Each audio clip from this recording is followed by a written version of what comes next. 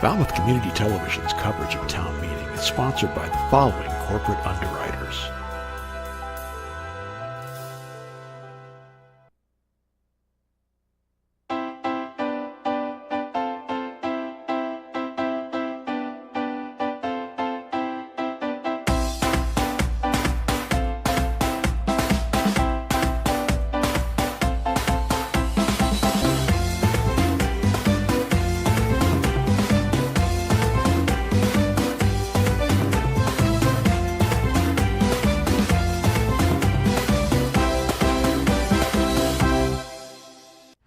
Welcome to the Falmouth Chamber of Commerce. The Falmouth Chamber is dedicated to working on behalf of our members to make Falmouth a better place to live, work, and conduct business. We are committed to developing the economic, cultural, educational, and civic interests of our community and welcome the support from all organizations to achieve our combined goals. Whether you call Falmouth home, are a summer resident, or a visitor, we hope you take advantage of all that the Chamber has to offer.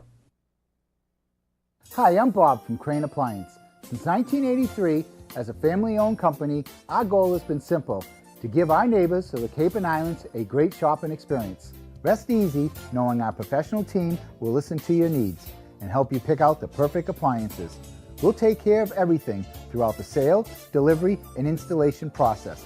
And we even have our own in-house service department. Crane Appliance, we call the Cape and Islands home. Carlson Printing for all your printing needs. 508-548-7303 or toll free at 1-800-696-7303. Our email address is carlsonprinting@aol.com. Carlson Printing for all your printing needs. Hosting services for fctv.org are provided by Meganet Communications. Meganet offers a wide array of internet services including Mega Backup Cloud Service, server colocation, T1, fiber, Metro Ethernet, as well as telephone services such as hosted PBX and digital voice. Their number one goal is to keep your communications network up and running and allow you to focus on growing your business. 877-634-2638 or meganet.net.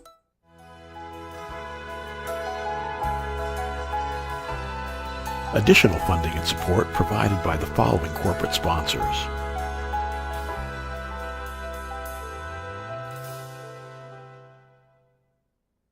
Francisco Tavares Incorporated is proud to be celebrating 70 years providing both residential and commercial landscaping.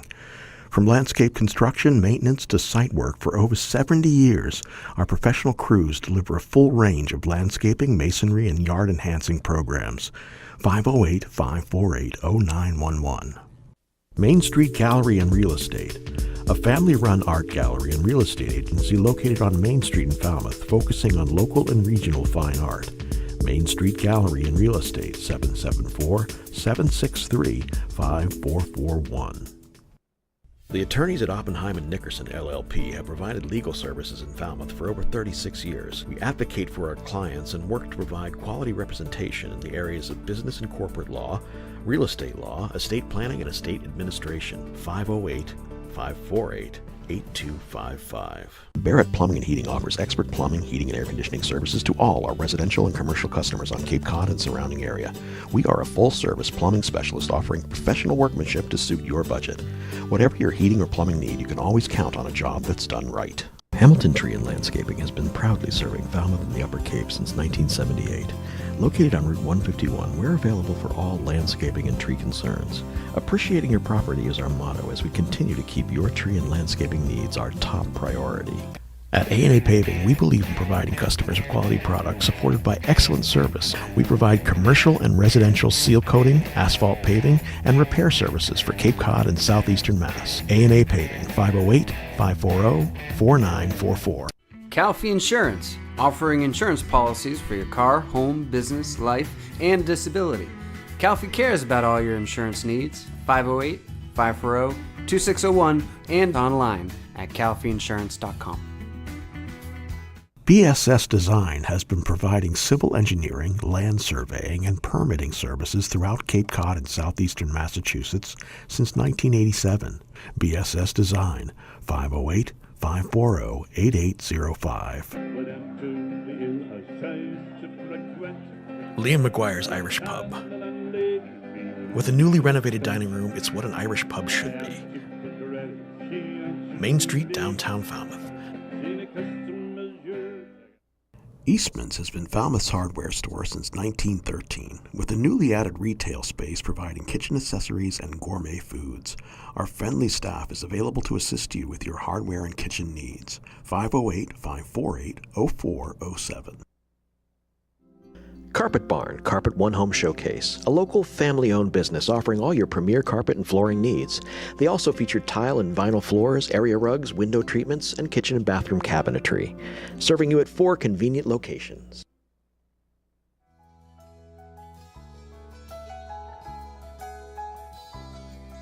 FCTV is also supported by the following businesses and organizations.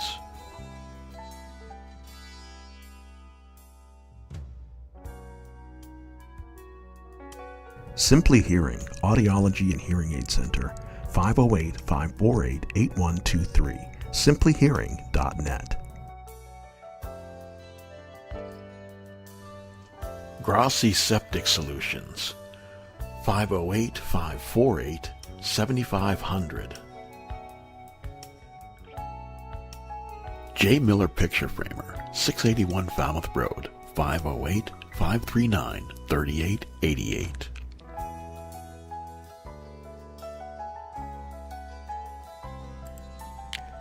The Annie Hart Cool Team, 508-868-0664.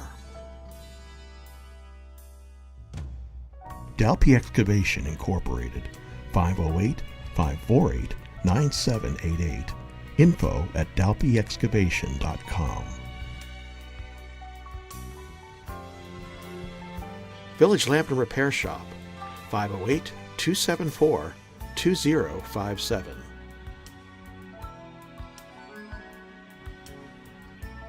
Nobska Lighthouse and Maritime Museum, friendsofnobska.org.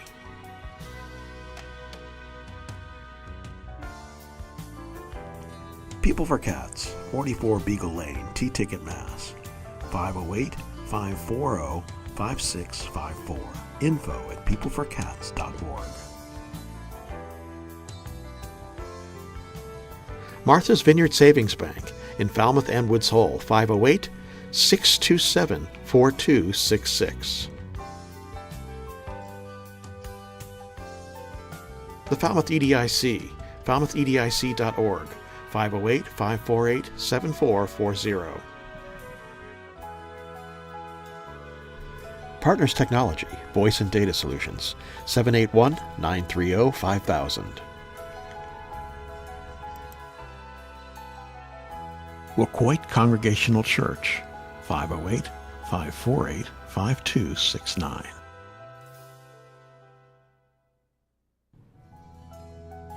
Soares Flower Garden Nursery, 508-548-5288.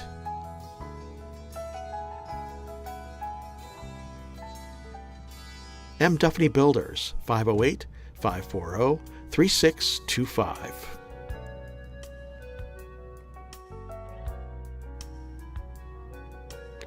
Danny's Barber Shop, 508-548-6013.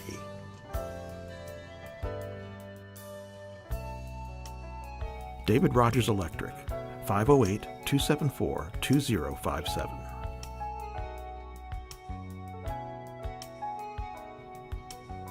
Murray & McDonald Insurance, 1-800-800-8990.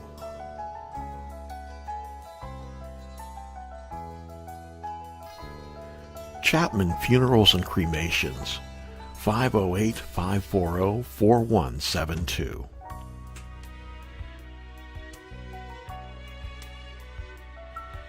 Hanush Jewelers in downtown Falmouth, 508-548-9107.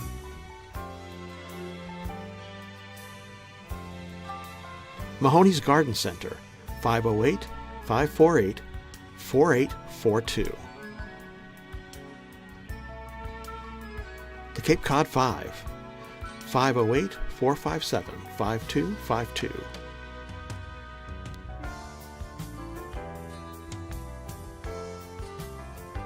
And Steve's Pizzeria and More, 508-457-9454.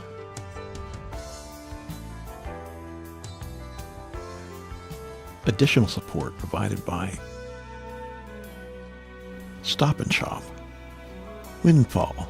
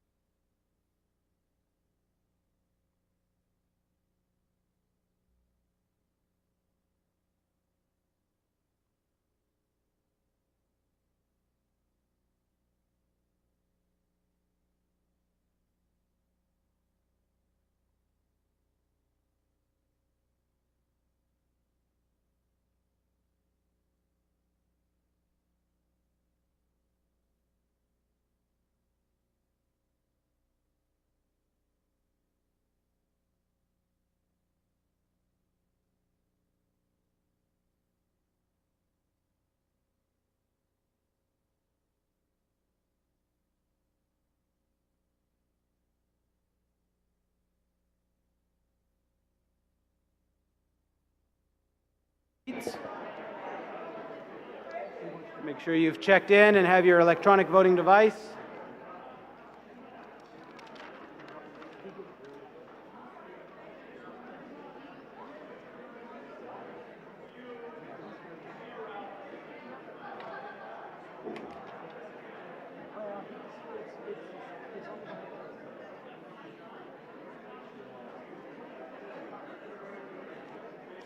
A couple of announcements before we start tonight. Just want to remind all guests and town meeting members that during the break or after the meeting, we don't want anyone behind the stage. That's the control booth for FC TV to do our live broadcast of town meetings. So I know sometimes folks used to go hang out behind the stage either during the break or at the end. We ask that you refrain from doing that this evening.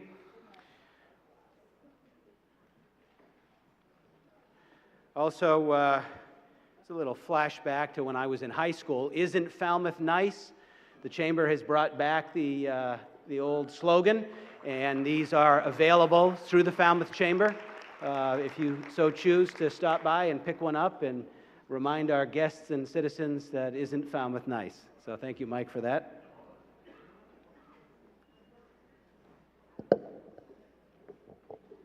Okay, at this time, would all clear up the side? Would all town meeting members present please press 1A for the establishment of a quorum?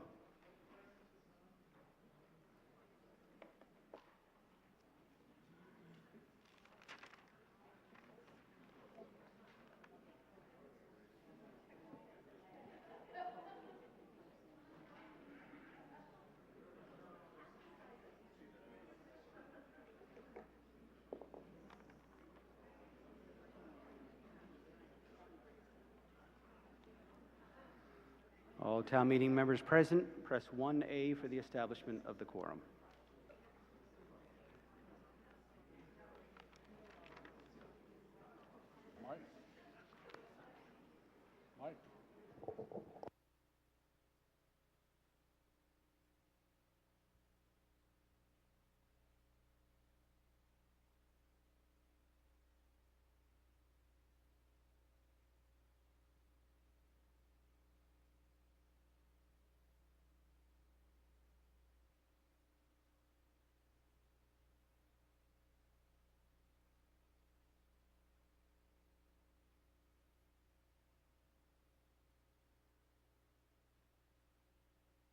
Our microphone carriers this evening will be Adele Francis and Ed Pride. For those in the balcony, when I recognize you, you'll just come to the stationary microphone in the center of the front of the balcony. Remind all town meeting members to identify yourself each time you speak by name and precinct for the record.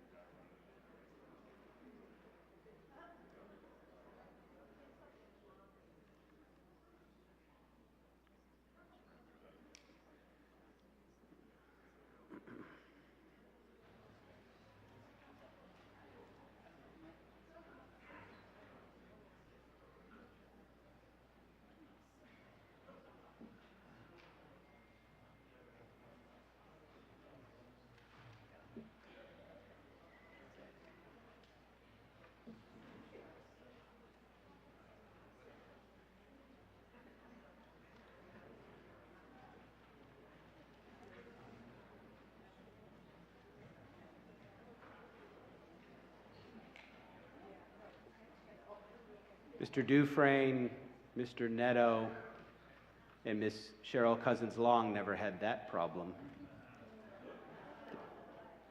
For those of you that followed us going to electronic voting devices, I allowed the committee to make that decision.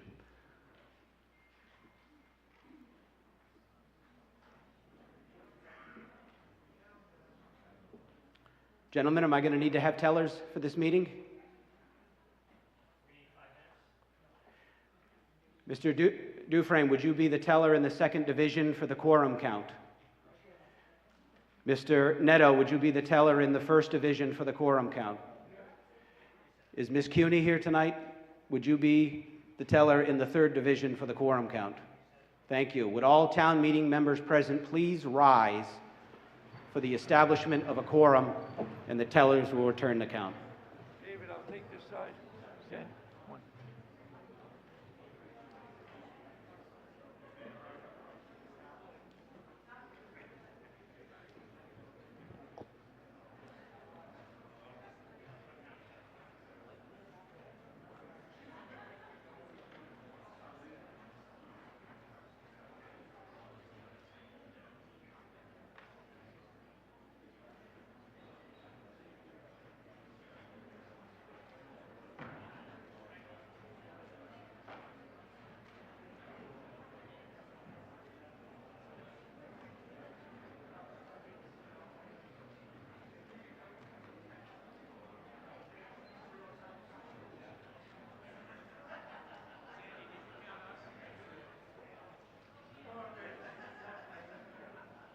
In the first division, 46.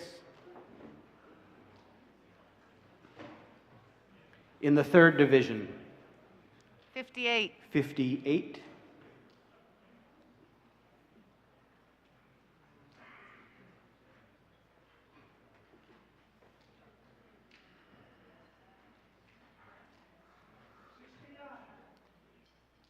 $69 in the second division. With a counted vote of 173 members, we have a quorum, and I call this town meeting to session. All please rise for the presentation of the colors by Girl Scout Service Unit 359.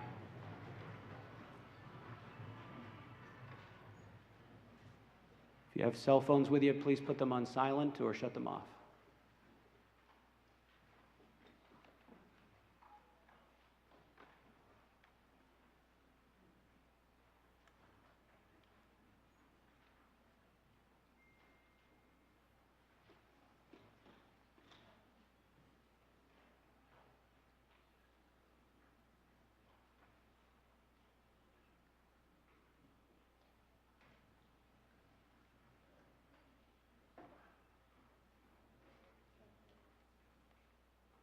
Please follow me in the Pledge of Allegiance. I pledge allegiance to the flag of the United States of America and to the republic for which it stands, one nation under God, indivisible, with liberty and justice for all. At this point, I'll recognize Mike Kasparian for the invocation.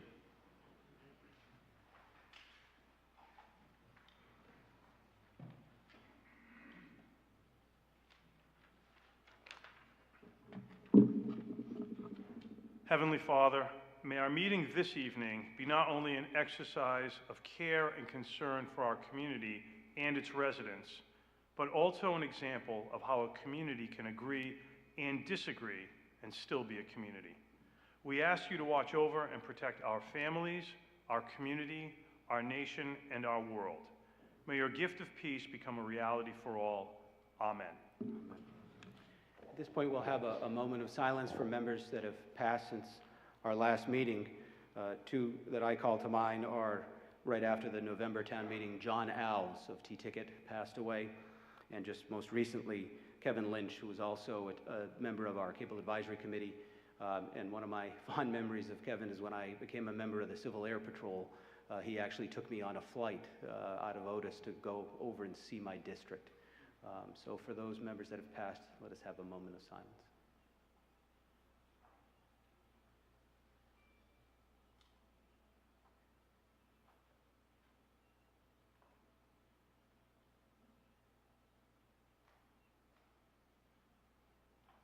Colors post.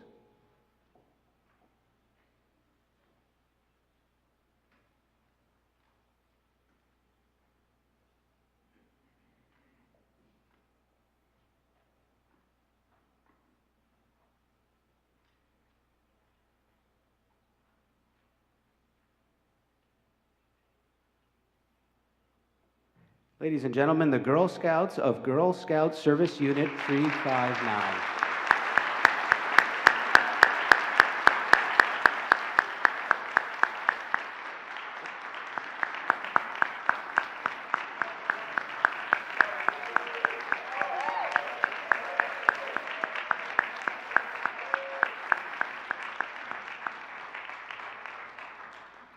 At this time, I'd like to start with the dispensing of the reading of the warrant. Mr. Chairman, for the main motion.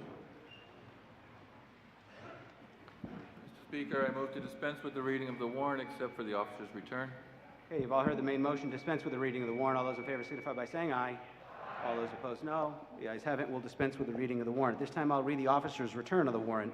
By virtue of this warrant, I have this day notified and summoned the inhabitants of the town of Falmouth qualified to vote on town affairs as said warrant directs by posting an attested copy thereof in town hall and in every precinct in the town, signed by Constable Ron Braga. Mr. Clerk, I ask that the warrant become an official part of the record for this meeting. At this time, the chair would entertain a motion for town employees who are not residents of the town to speak on any issue before the town meeting. So moved. All those in favor signify by saying aye. All those opposed, no. The ayes have it, unanimous. At this time, I'd recognize the planning board for a notification of public hearing. No notifications for public hearing. It's on my standard checklist, sorry. Okay, tonight will be the last town meeting of someone who has been with me through this all of my 23 years as town moderator. I hear that individual might be running for a town meeting member to come back in a new capacity. But from the day that I got sworn in, which was right here on the floor, some of you were here that night, in the first motion that I took a vote on, I was challenged by a member. I won't mention who it is, but many of you know who it is. I don't see him here tonight, but hope he's okay. And he was challenging me again and again and again, and so I had to look to my left and say, Mr. Duffy, and Mr. Duffy said, Mr. Latimer, Mr. Vieira is correct. He can do a voice vote, but if he has to count it, then you have to stand. Ladies and gentlemen, our town council, who served decade after decade and as long as I've been in this chair, Frank Duffy. Frank, thank you for your service to our town, and thank you for your mentorship to the young kid who became moderator so long ago.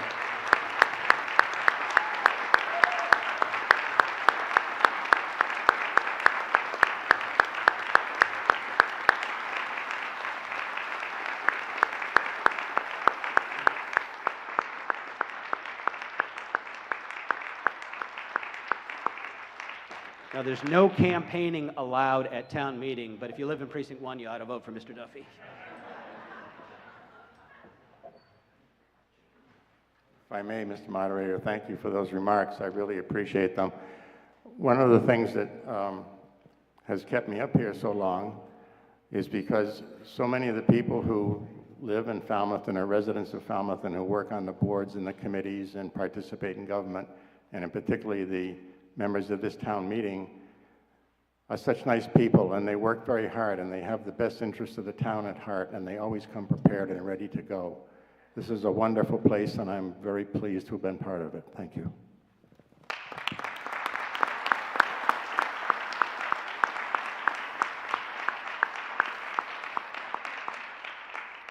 Okay, we're going to begin tonight with a blanket vote. On the blanket vote, I'll go through each of the articles on the warrant, briefly call your attention to the recommendations.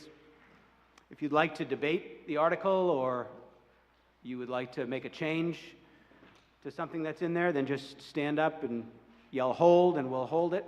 After I go through the warrant once with a description, I'll go through it a second time just by number, and then I will receive a motion from the chair of the Finance Committee to accept all the articles that are not held as recommended as the official action of this town meeting. So Article 1 is to choose town officers, that is a hold. Article 2 is to hear reports, that will be a hold. Article 3 is to fix the salaries of elected officials, hold. Article 4 is to amend the position classification plan of the zoning administrator, Article 5 will be a hold. That will be the omnibus budget. Article 6, this is to raise and appropriate $360,306 for funding the International Association of Firefighters Local 1397 contract. Hold. Article 7, this is to raise and appropriate $400,000 for wage settlements of town employees.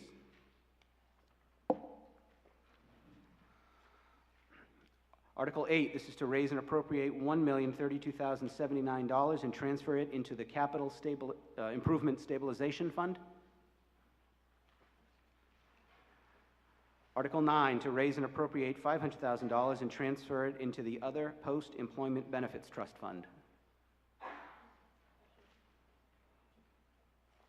Article 10, there's a Scribner's error in the number listing. Ms. Petit? Yes, Ms. it Mullen? should be, Sorry. instead of 994, it should be 914 in the remaining. The first account is correct, the rest are 914. Okay, so on the transfer line items, the first one says 01-914-5177, and all of the remaining should say 914 as the second column of digits. There's a hold? Okay. Article 11, this is to appropriate a sum of money to supplement the budget. The recommendation is indefinite postponement. Article 12, this is to authorize the continued use of revolving funds in the chart. Article 13, hold, this is the fire station. Article 14, this is to authorize the sum of $24 million for the wastewater treatment facility and to authorize the respective borrowing. Article 15, this is to transfer the sum of $95,000 from certified free cash for funding the evaluation of options to discharge treated wastewater by an ocean outfall. Article 16, this is to vote to transfer the sum of $585,000 from certified free cash for the purposes of funding improvements to the Edward Marks building to create offices for the Human Services Department. Article 17, this is to amend Chapter 21, Article 3, Board of Health of the Code of Falmouth by adding a section on recycling of waste materials. Hold. Article 18, the recommendation is indefinite postponement for eminent domain on Village Common Drive. Article 19, the recommendation is indefinite postponement for eminent domain on Village Common Drive. Article 20, the recommendation is indefinite postponement on eminent domain for land abutting St. Mark's Road. Article 21, the recommendation is indefinite postponement on permanent easements for sewer. Article 22, this is to authorize the Board of Selectmen to grant certain easements to NSTAR Electric, doing business as Eversource Energy.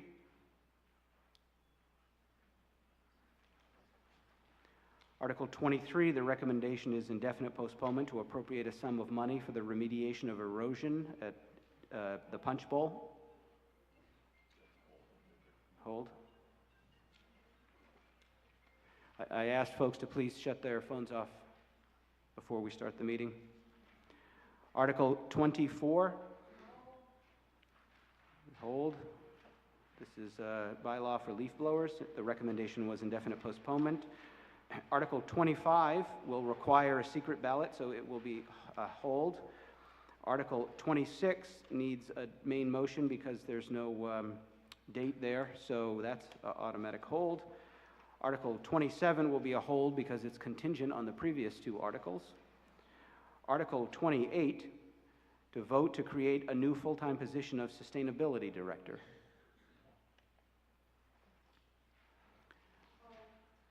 Hold. Article 29, the recommendation is indefinite postponement to designate unappropriated 25% of local meal and restaurant tax for affordable housing. Article 30, this begins Community Preservation Committee articles. This is to appropriate the sum of $119,000 from fiscal 2023 estimated revenues to rehabilitate exterior building features of the Edward Marks building. Article 31 is to vote to appropriate the sum of $248,136 from fiscal 2023 estimated revenues to the Falmouth Economic Development Industrial Corporation to rehabilitate exterior masonry at the Falmouth Station on Depot Ave.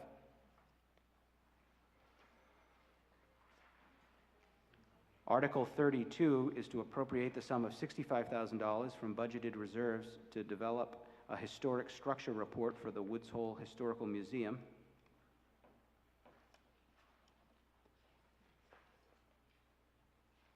Article 33 will have a new main motion, so that is a hold. Article 34 is to vote to appropriate or transfer the sum of $1,860,000 from fiscal year 2023 estimated revenues to the Falmouth Affordable Housing Fund. Article 35 is to vote to appropriate the sum of $95,628 from budgeted reserve to the Falmouth Water Stewards. Article 36 is to vote to appropriate the sum of $1,400,000, of which $400,000 is from the undesignated fund balance and $1 million is from the fiscal year 2023 community preservation estimated revenues to rehabilitate the John Neal Baseball Complex located on Gifford Street. Article 37 is to appropriate from fiscal 2023 community preservation fund estimated revenues the sum of $162,200 to fund Community Preservation Committee administrative expenses. Article 38 is to transfer the sum of $122,548 from the Community Preservation undesignated fund balance to the Historic Preservation Reserve. Okay, Article 1 is a hold. Article 2 is a hold. Article 3 is a hold. Article 4. Article 5 is a hold. Article 6 is a hold. Article 7. Article 8. Article 9. Article 10 is a hold. Article 11. Article 12. Article 13 is a hold. Article 14. Article 15. Article 16. Article 17 is a hold. Article 18. Article 19. Article 20. Article 21. Article 22. Article 23 is a hold. Article 24 is a hold. Article 25 is a hold. Article 26 is a hold. Article 27 is a hold. Article 28 is a hold. Article 29. Article 30. Article 31. Article 32. Article 33 is a hold. Article 34. Article 35, Article 36, Article 37, and Article 38. Mr. Chairman, for the main motion on the blanket. Mr. Moderator, I move that all articles that have been passed or not held be and hereby are adopted as recommended as the official action of this meeting, and that the necessary monies for the same shall be raised and appropriated or as otherwise specified. You've all heard the main motion? Okay. Do we want to run a slide as a test with this? Okay, we're going to queue up a slide with the clickers just to see where we're at. This will be for the blanket vote to approve as recommended all articles that were not held. That's fine. That's okay.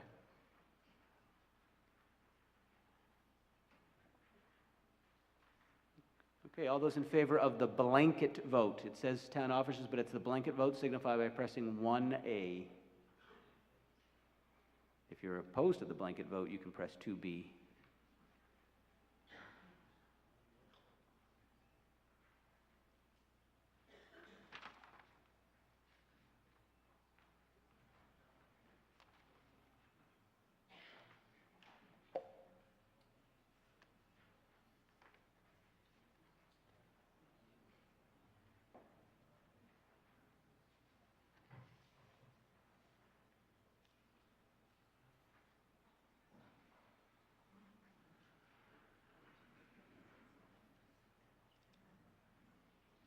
All those in favor of the blanket, 1A. If you're opposed to the blanket, 2B. Yes.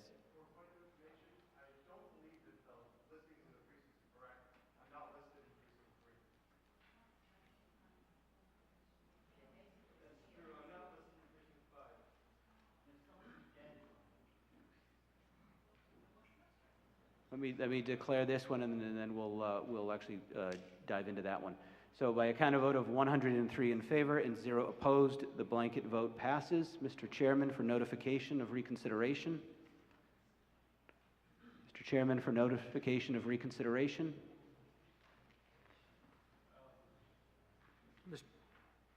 Mr. Moderator, I hereby serve notice of reconsideration of all articles passed under the blanket vote.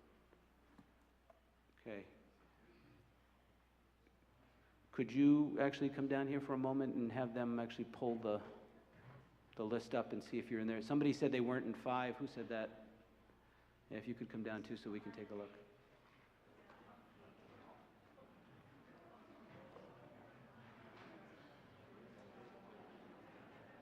All right, let's just start with the first two. Let's just start with the first two.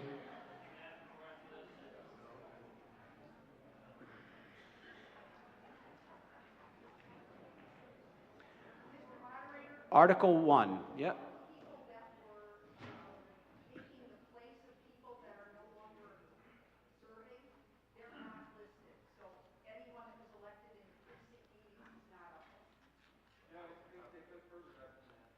Yeah, that's, those folks were, according to the clerk, were added to this, so there is another issue. Yep, Ms. Siegel? Moderator, there's another problem. I thought I was just getting old and can't see my name on there. But this young lady over here has said that she can't, that it looks fuzzy to her also. So I wonder if it's possible for something to be clarified. Okay. And there are a couple of other people who have said the same thing. Thank you. So the projector might be a little out of focus. Okay. Okay, so this is what we're going to do as of right now. We're going to proceed with this meeting. We're going to use the tellers, and if all this fancy stuff can get worked out, we'll use it. Otherwise, we're going old school, folks. We're not going to hold up the town meeting over this. Article 1, Mr. Chairman. Actually, Article 1 is to choose town officers. I have the nominations for the Finance Committee. We currently have 5 members up. 1 member chose not to seek reappointment. And we have 1 vacancy carried over from an existing term. So in nomination, I have for reappointment to the Finance Committee, Keith Schwegel, Nick Lowell, Eileen Miskell, Ronald Dyer. The nominations for our 2 vacancies, Jason Cullinane and Robert Dugan. Chair would entertain a motion to close nominations. So moved. All those in favor of closing nominations signify by saying aye. All those opposed, no. The ayes have it. Nominations are closed. All those in favor of the nominations for the Finance Committee signify by saying aye. Aye. All those opposed, no. The ayes have it. Unanimous. Article 2, Mr. Chairman. Mr. Moderator, I make a motion that the town vote Article 2 as recommended. Article 2 as recommended. This is to hear reports. The first one I have up is the Beach Committee.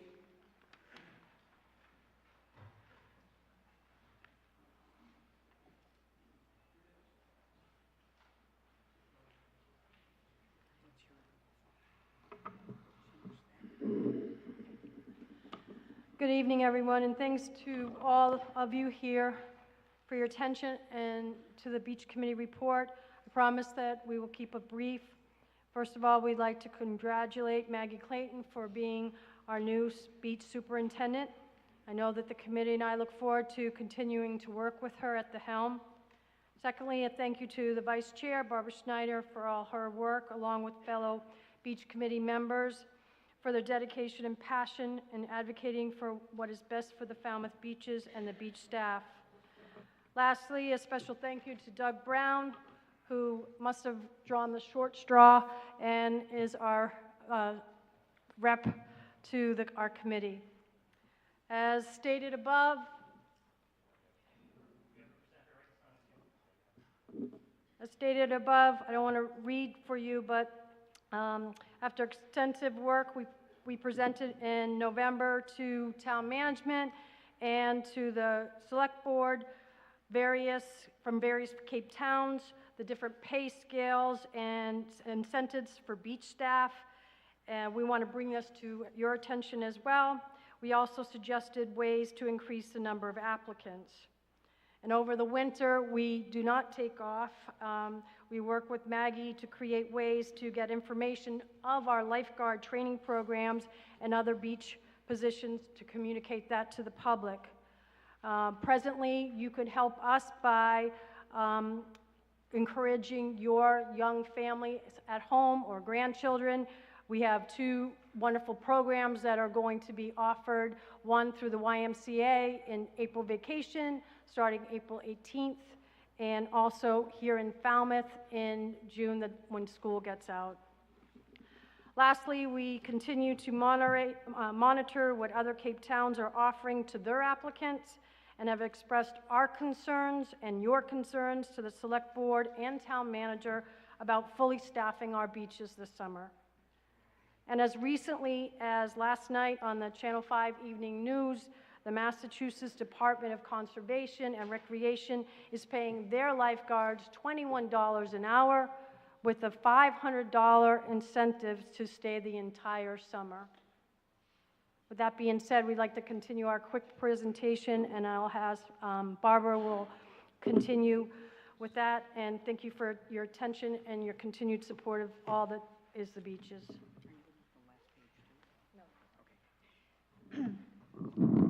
In addition to staffing, we have begun the process of analyzing the condition of our 3 bathhouses. We were hoping that investigation of those bathhouses will allow us to give good, detailed analysis of them to our staff, and also help us advise on what we think would be great improvements. We also plan to use the assessed value along with the in-depth analysis to make sound recommendations, and you'll see that happening in May and going forward from there. We also have been carefully monitoring each south and west facing beach, noting damage during storms, and hope to learn more over the next year. We're working also with the Conservation Commission study that's using the drone study as well. We hope that we can find out actual sand loss, predictions for sea level change at each beach, and how that will require change in beach design and parking.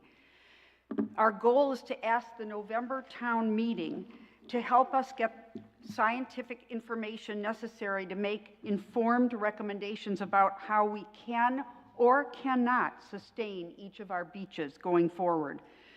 We worked with the Falmouth water stewards to identify locations for water stations at 8 beaches to help provide adequate water, both for the guards as well as for the beach goers, and we just passed that on the blanket vote. So we look forward to helping getting those installed. The committee has worked to enhance relationships with the Commission on Disabilities, Litter Free Falmouth, the Waterways Committee, and local village associations and homeowners associations. And we've developed these rack cards that you can find all over town. We've given them to all the hotels, and they have pretty comprehensive information about our 10 beaches. Finally, this is what we have recommended for the fees. This is after a lot of investigation with what was going on around us and the price point that people were covering. As you can see, there's a little bit of increase in fees. That's to hopefully help us fully staff our beaches with a full constituency of lifeguards. And again, I can't say enough how much we would appreciate your help in getting the word out. Remember, if you have a teenager who doesn't have anything going, make sure you tell them about the lifeguard training programs. And even if you start the one in June after school, you can be on the beach lifeguarding in July. So we look forward to working with the town and hope you'll help us. Thank you so much.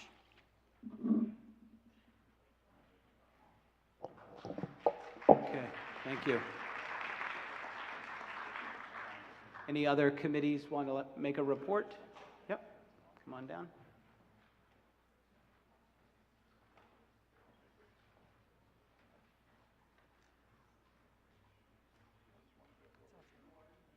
Rosemary Carey, Energy Committee report. Yes. Rosemary Carey of the Energy Committee. Yes, Rosemary Carey, Precinct 5, representing the Energy Committee. And I serve on the committee with Megan Amsler, Chair, Alessandro Bocconcelli, Eleanor Ling, and Matt Patrick. Thank you for the opportunity to give the report from our committee tonight. The role of the Energy Committee is to advise the Select Board on energy-related matters.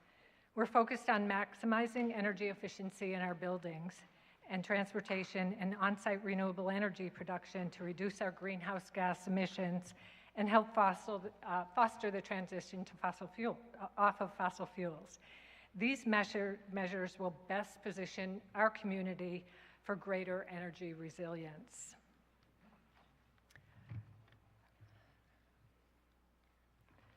Another area of focus, one area of focus is the green communities. After years of working to meet the 5 criteria for green communities designation, culminating in the stretch code adoption voted by this town meeting, Falmouth was awarded green communities designation in spring 2021 and received our first grant award of $181,000 and $214. Working with town and school officials, we identified 13 energy efficiency projects, including LED lighting, weatherization projects, and boiler upgrades to our schools and municipal buildings. These projects will be funded by the grant. So with the help of this initial grant and future grants, we expect our town and schools to reduce energy usage by 20% in 5 years. After ensuring that our buildings are as energy efficient as they can be, electrification of our heating and cooling systems and other appliances are the next key step in achieving our net zero goals. At Town Hall, we have solar and heat pumps and electric vehicles, a great start to electrifying our operations. The Energy Committee strongly supports the procurement of electric vehicles or hybrid electric vehicles, and for our municipal fleet when vehicles need to be replaced. We're also advocates for electrifying the seasonal RTA trolley, aka the Whoosh, which would provide a cleaner, quieter experience for our summer guests, lower maintenance costs, and lead to healthier air quality for all. We've also recently begun to explore the benefits of electric school buses, which can also be part of our energy resilience strategy. Electric school buses emit no external pollution, have cleaner air, they're cheaper to fuel than diesel, cheaper to maintain, they run quietly and handle effectively in cold weather and on winding roads. It's important that our town understand the costs and benefits and available options and be ready to access generous federal and state incentives when they become available.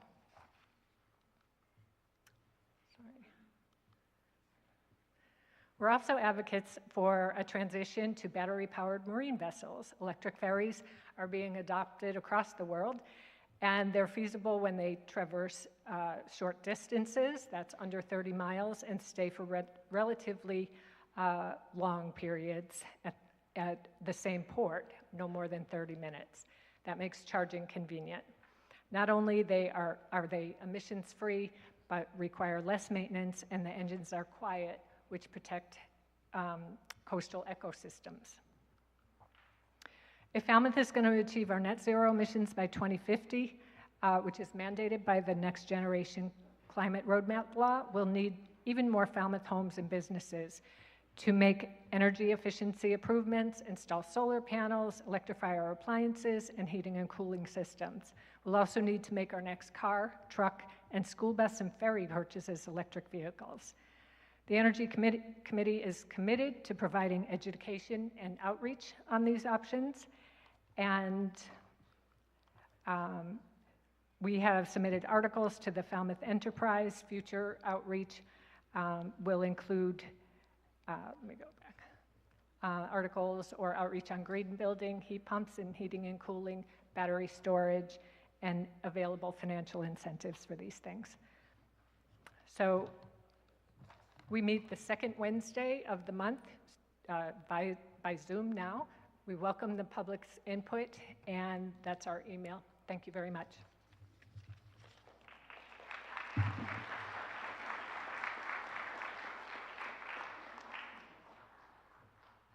Yeah, next committee report.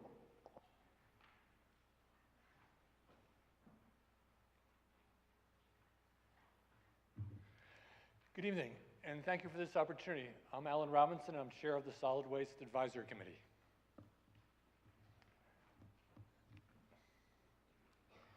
If I figure out which one.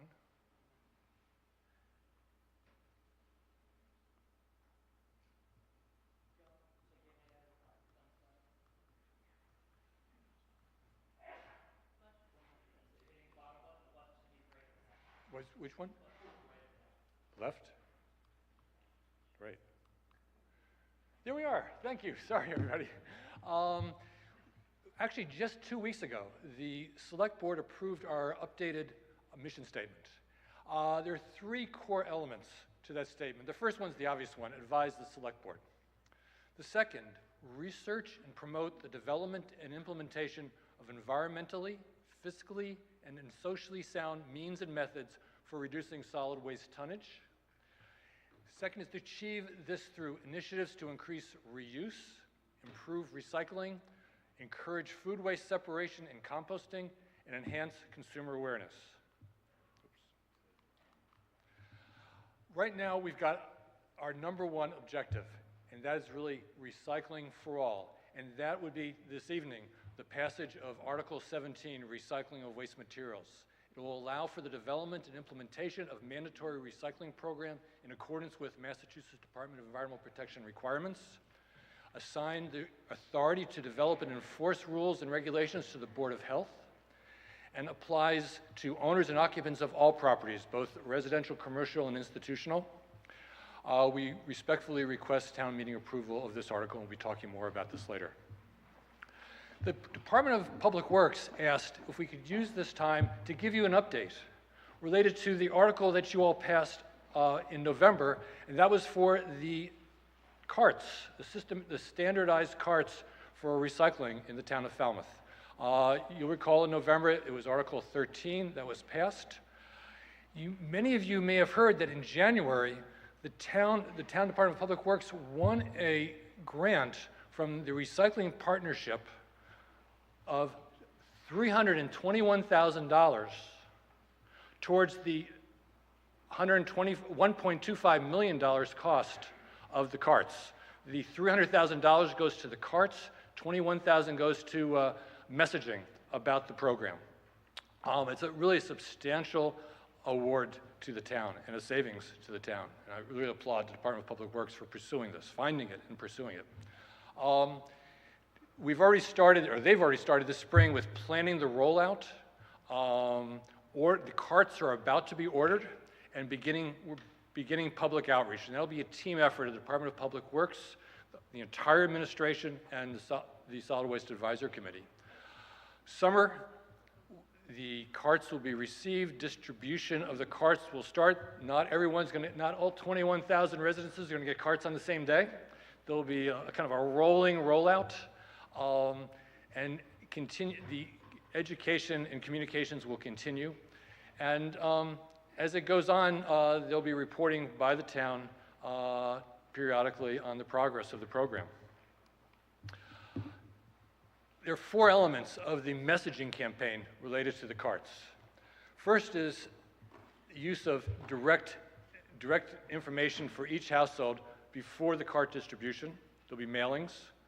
Messaging through civic and civic associations like the North Falmouth and the West Falmouth and the other civic associations, faith-based organizations, scout troops and others, FCTV, the Talking Trash column.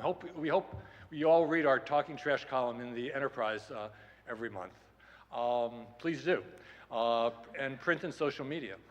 A cart information packet will be delivered with carts during the distribution program. A contamination minimization plan to support the recyclable materials quality once cart collection has been implemented. And this is an example of a cart, a mock-up of the card that will be mailed to everyone in the community.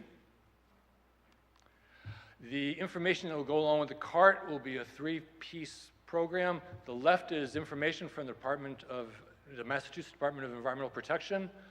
The other is information on the cart, and the third is on how to set up and operate your cart. And awareness of the program. I mean, awareness is important, but so much else is more so. Knowledge, engagement, and advocacy. And we hope that all of you will help support and communicate about this program. And we wanted to give you a brief demonstration. I don't know, I'm sure some of you know Mary Jo Bradley, and I'm like, this tall. Mary Jo, I guess, is maybe kind of up to here. And, well, let's go back.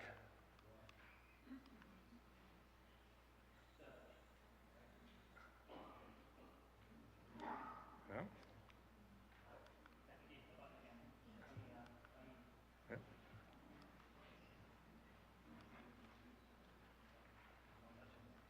Oh, there she is, okay.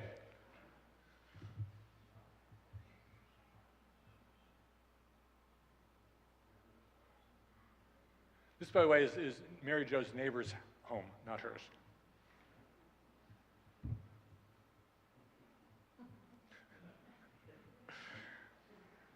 Done. So we want to thank you. Really, every day within solid waste, this town meeting is making a difference. 3 years ago, you passed a bylaw for the establishment of a position for a recycling and solid waste coordinator manager. I spoke about this a little bit in November. It's absolutely a game changer. It really has changed how the department can approach recycling and waste management. Several years ago, you banned plastic retail bags, a first step in reducing litter on our roadways and beaches and parking lots. Then 3 years ago, you banned the expanded polystyrene foam food and drink serviceware. And then just about a year and a half ago, I guess, you banned the sale of nips and single-use water bottles. Each of these are making a difference in our town, and so that we ask and hope that you'll please continue making that positive difference by voting yes on Article 17, and I'll be talking about that later this evening. Thank you.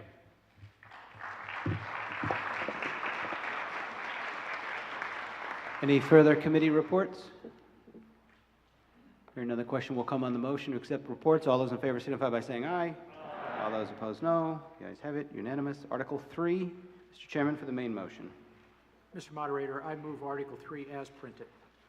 Okay, Article 3. This is the fixed salaries of elected officials. Who held this one? Yeah, can we get a microphone in the center, please?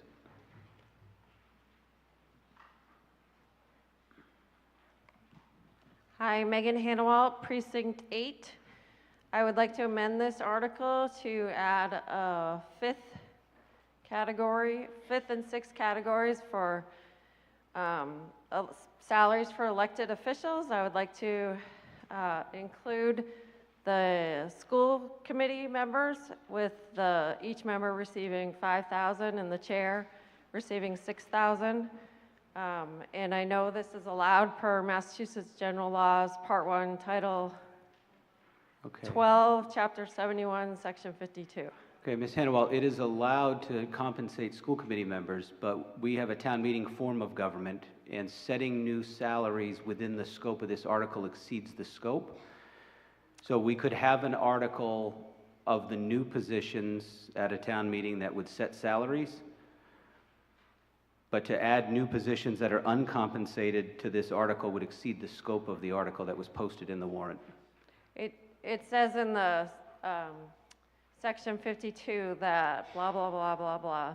Union may be compensated for services by a majority vote of the city council, a city having a planned DRE, in a city not having planned or DRE, chartered by the city council, in a town by a majority vote at a town meeting.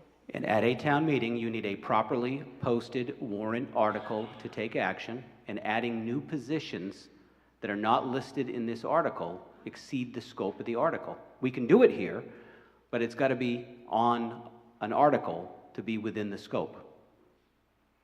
You're right, we can vote here by majority, but we need an article that proposes to bring the new positions on board. So we can do that through the next warrant or any subsequent warrant, but the motion would be out of order as it exceeds the scope of the article. Any further discussion on Article 3?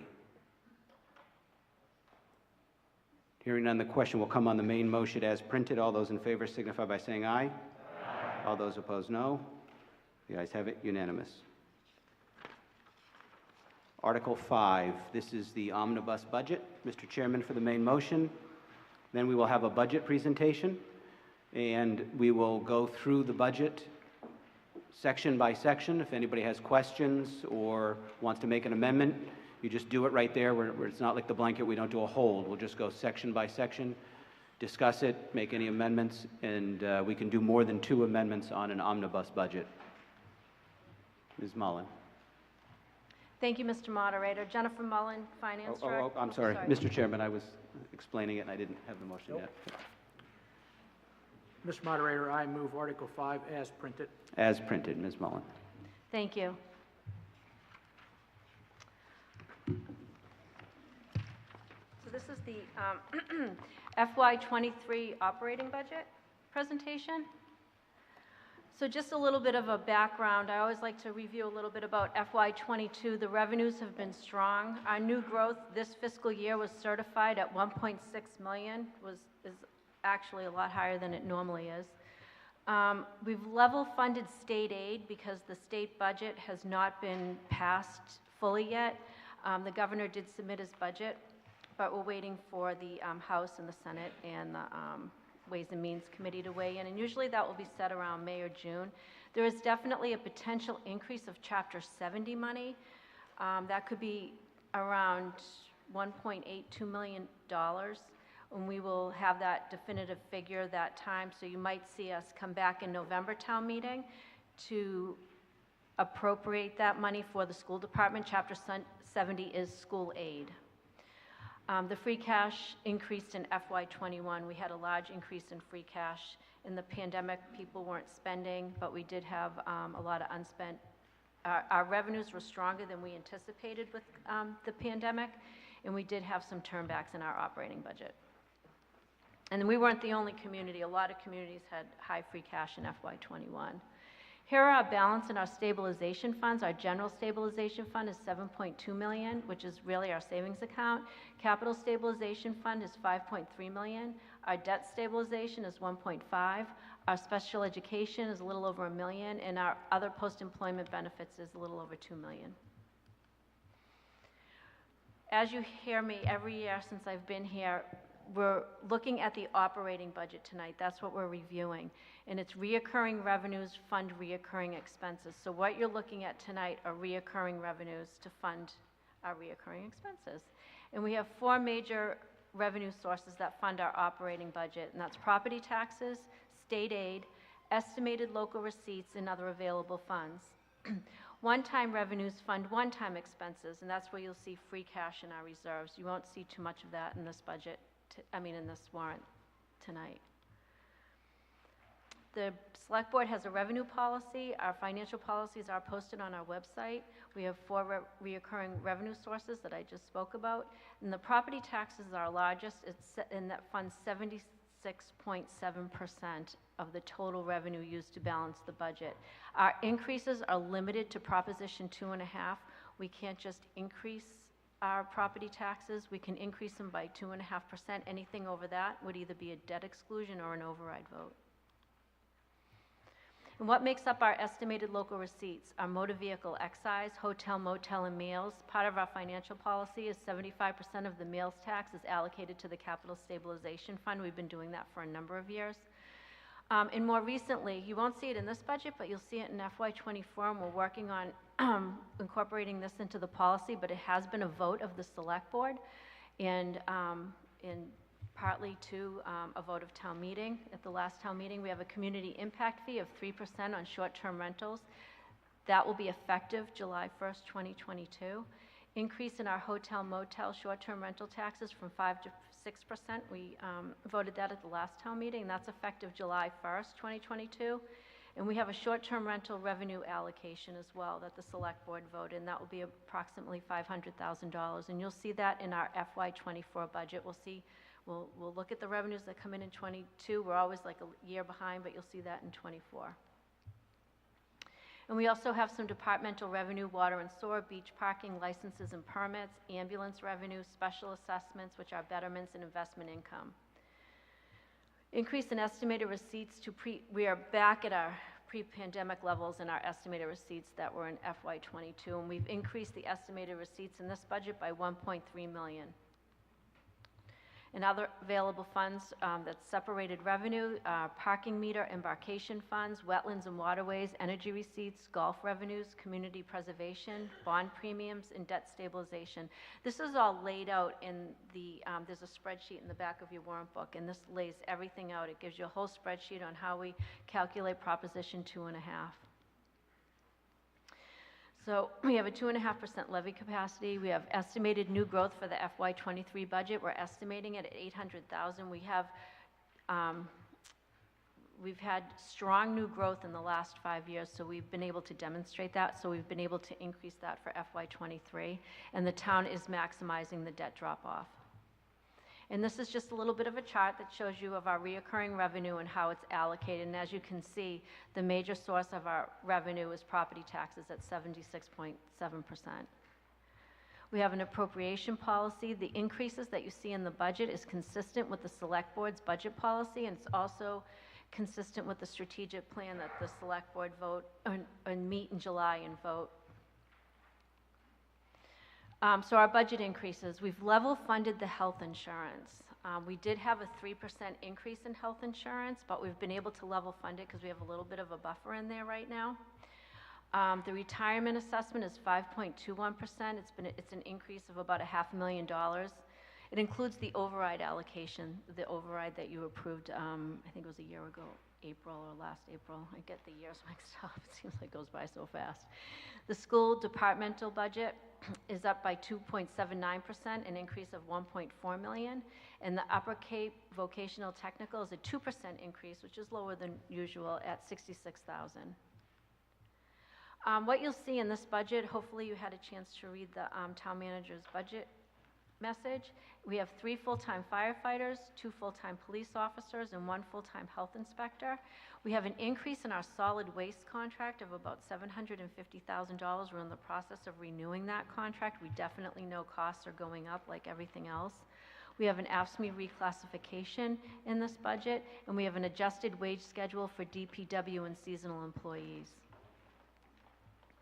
And this is how the FY23 operating budget's allocated. It just gives you a visual. So in conclusion, our estimated revenues and new growth are stronger than originally projected. We always have fixed cost increases that we have to make sure that we're able to fund. The budget allows for flexibility. We want to be able to do that. And we always look at continuing implementation and further exploration of departmental reorganization and cost-saving measures. That goes on even before and after the budget process. So we'll be happy to answer questions for you.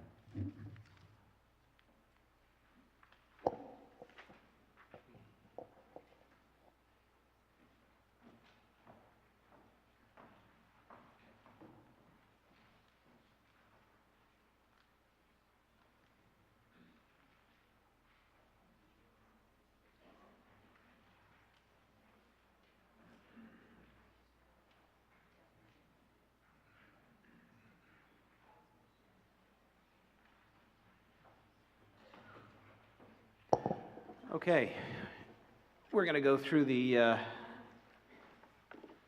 budget section by section. If you have a question or you want to make an amendment, just stand up and be recognized and we'll hop right into it. So the first section is General Government Town Meeting. Town Moderator. Select Board Town Manager. Yep, microphone in the center, please. Mike Zmuda, Precinct 3. The Martha's Vineyard Savings Bank parking lot. The article that was in the newspaper over the summer and the fall indicated the lease was for $25,000, but it didn't indicate the length of the lease for that lot. Was it a 1-year lease, 2-year lease, 5-year lease? It's a 1-year lease. One-year That's lease. the annual cost. Okay.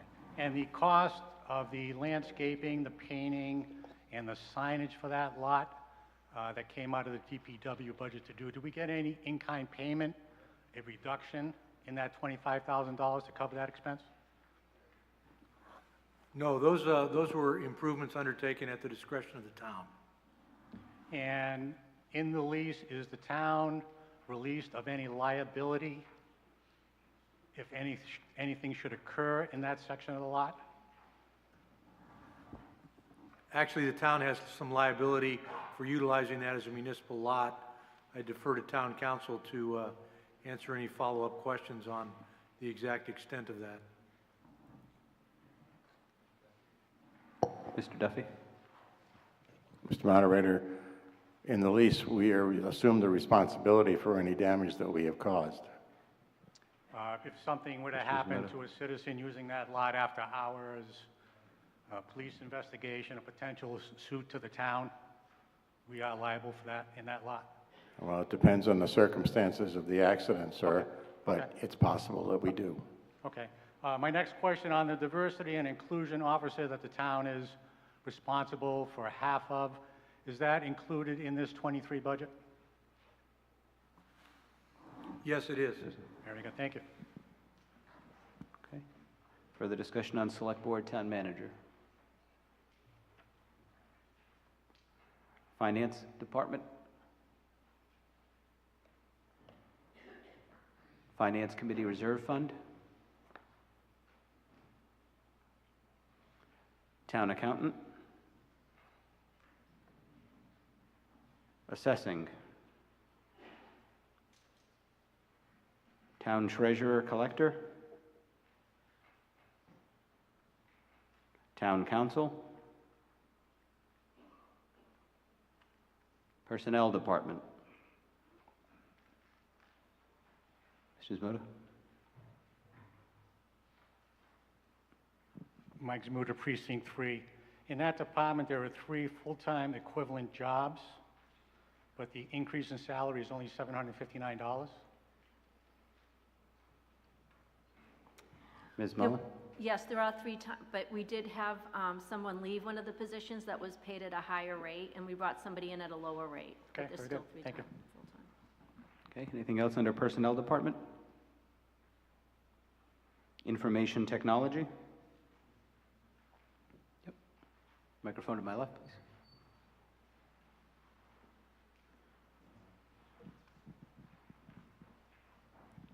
Jed Goldstone, Precinct 2.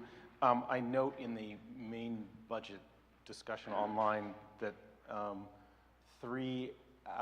4 out of the 7 positions are vacant. Are there plans to get those filled? And Ms. Muller? Yes, we've recently filled most of the, I don't think we have a vacancy right now. There's 1 vacant position, but we do have somebody on a consulting basis, but those positions have been filled. Okay. Geographical Information Systems? Town Clerk? Elections? Under Community Development, the Conservation Department, Ms. Lichtenstein.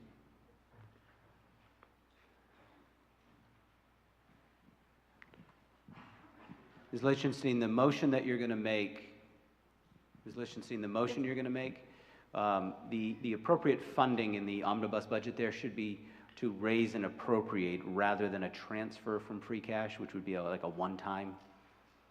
So if you could just, where it says free cash, I'm recommending you say raise and appropriate. Leslie Lichtenstein, Precinct 8.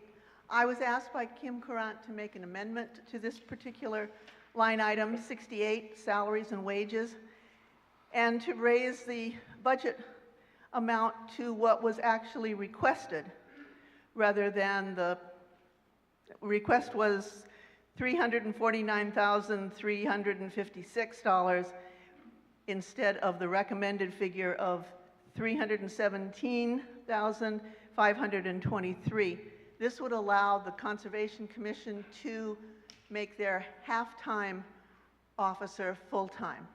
And Kim Courant will read the motion and speak to this. And he's in the balcony. Ms. Lichtenstein, you need to read the motion. You're the town meeting member. I don't have it.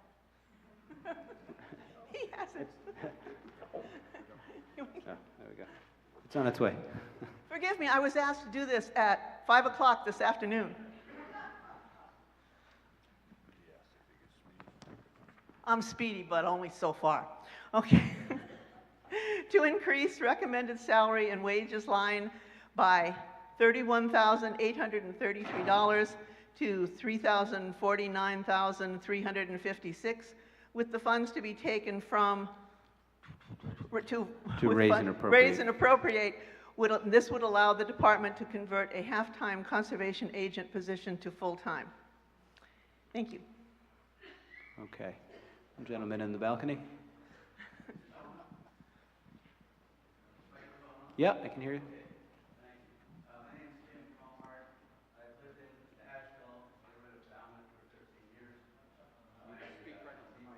You got to be a little closer to the mic.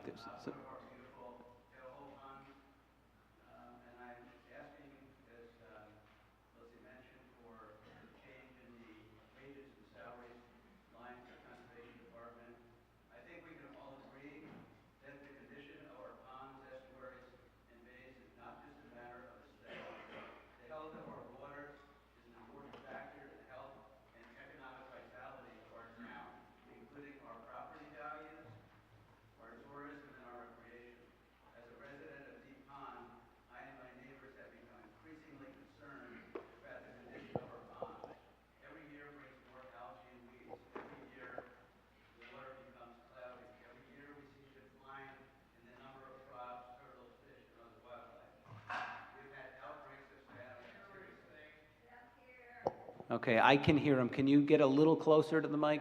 Some folks are having trouble. I can hear him, so.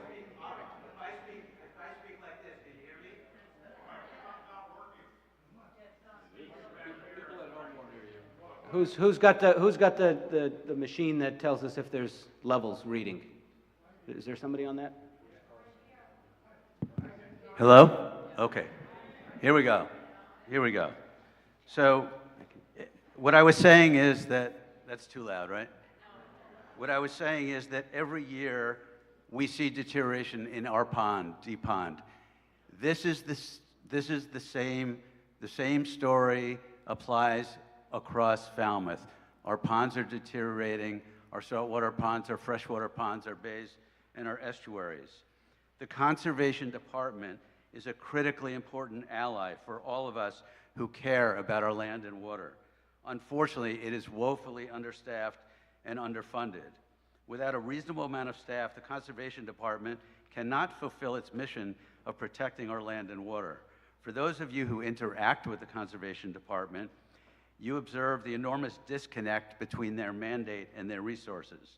Despite their incredible dedication, they are overwhelmed. I witness regulations related to fertilizer, herbicides, and property management going unenforced every day. I see property owners who want to make environmentally sensitive changes to their property not being able to speak with anyone in the department about their plans. While there are many other factors, the understaffing of this department is certainly one of the reasons that many of our ponds, estuaries, bays, and are deteriorating, some at an alarming rate. I am well aware that many town departments are understaffed. It strikes me, at least partially, as a structural problem in our town's finances. I am also aware that there's a story behind every line item in the budget, and that the budget recommendations are the product of much discussion, negotiation, and difficult decision-making.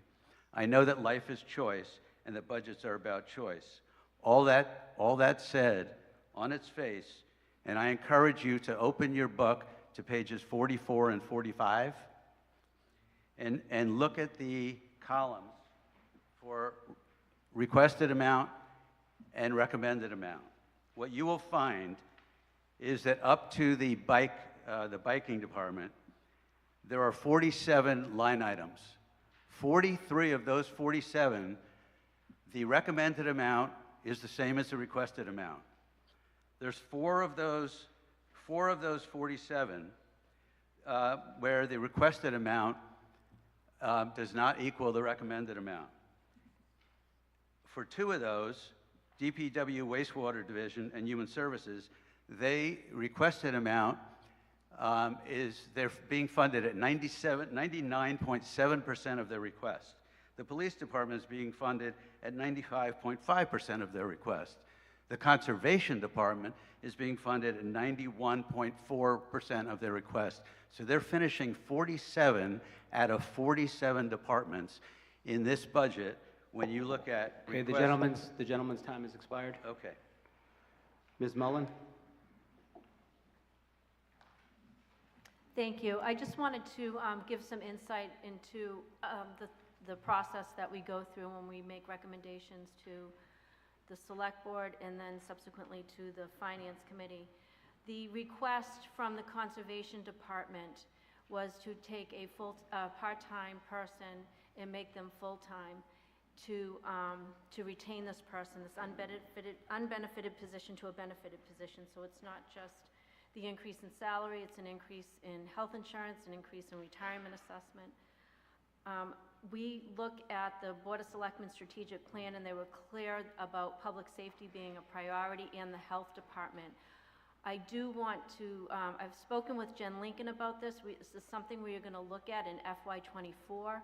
I did speak with her. If she needed some temporary help, we could always give her some temporary help instead of making it a full-time position right now. If this was a full-time position, it wouldn't be going to cleaning up the ponds. It would be to enforcement and be made part of the department, but we are looking at this for FY24. The other, what else I wanted to mention too is, before we start the budget process, I do have department heads come into me at times and ask if, would this be a good year for me to put in a position, and we do try to prioritize. So there are a couple departments that had come to me and I asked them to wait until FY24. So you don't see that in their requested budget because I asked them to hold off. Jen felt strongly, she put that in there, but we did have a discussion about that. We had another discussion about that today, and she's on board with our plan. But I wanted to just give town meeting some insight, because when we add positions to the budget, it's forever and a day, and it's costly, and we just have to implement them. We can't do everything at once. We do have to do it piecemeal, and there is a lot, a lot that does go into it. Thank you. Okay, further discussion on the amendment. Yep, Mr. Hargraves, microphone to my left.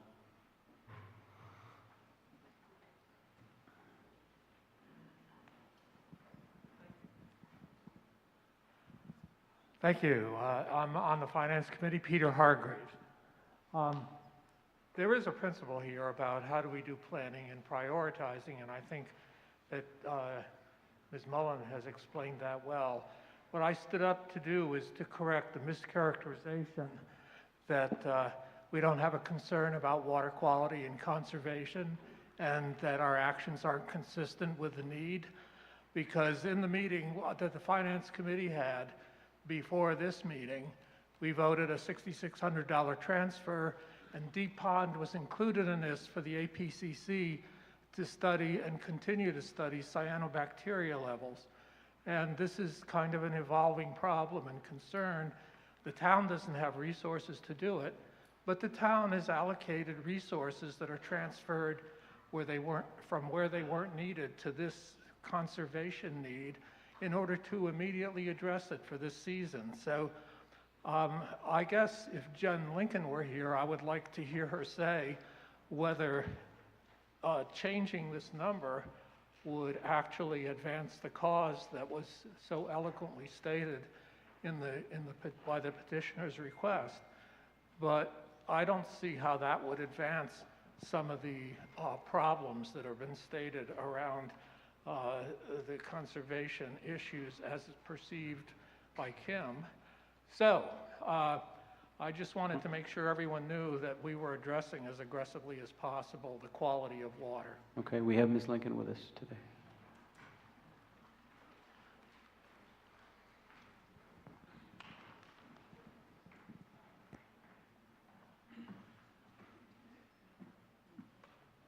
Hello, can you hear me?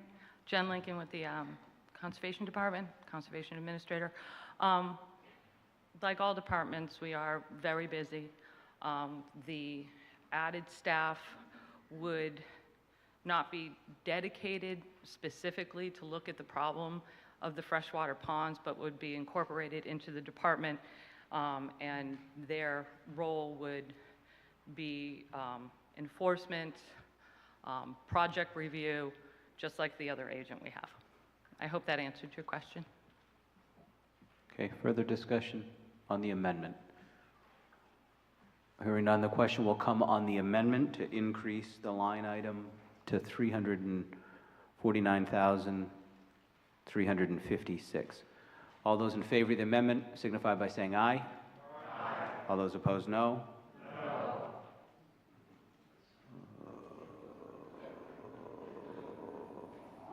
I haven't had a chance to chat with the IT folks. Let's do a voice vote again. All those in favor of the amendment signify by saying aye. Aye. All those opposed, no. No. It's opinion of the chairs that the noes have it by a majority.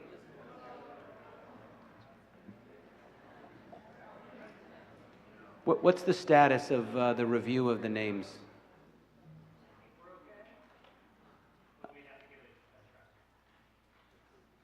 So, can we, are you able to actually pull up just the precinct listing of names? No, can you just put, like, if I say precinct 1, can you just put precinct 1 slide up there and leave it there? Is that something that can be done? Because there were a number of other individuals that I asked to sit down that said that they couldn't find their names. So I want to, if I can go with a slide up there and make sure everyone's name is on the slide.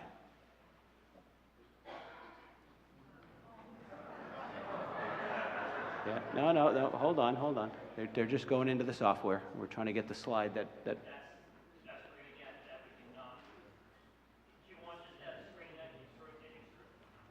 yeah, and there's no way to pause that as it's rotating? Mr. Peck? Mr.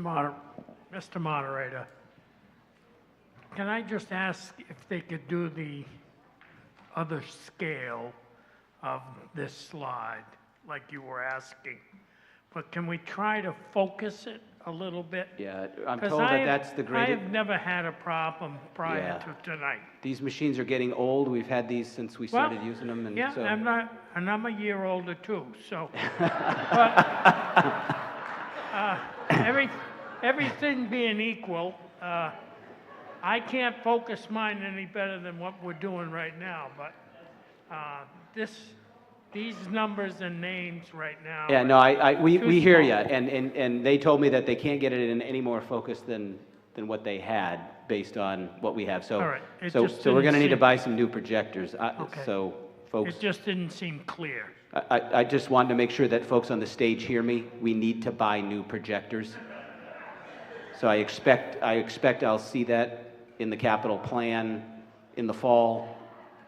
Okay, can you actually run, without anybody voting, can you run that and give it such a long period of time that each slide's going to stay up for like 10 to 15 seconds?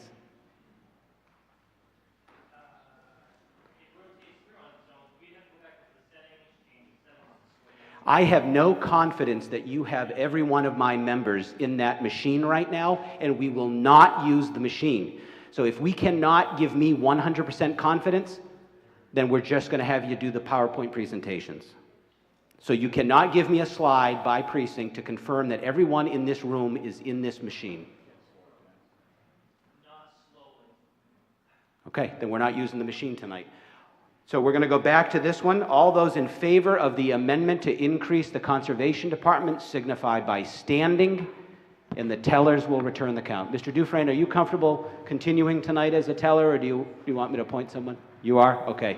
All those in favor of this amendment to increase that line item signify by standing, and the tellers will return a count.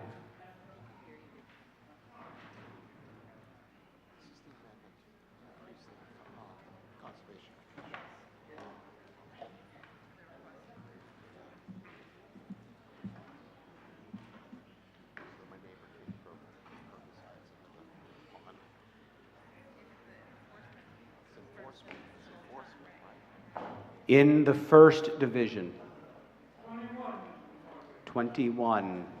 In the third division, 28.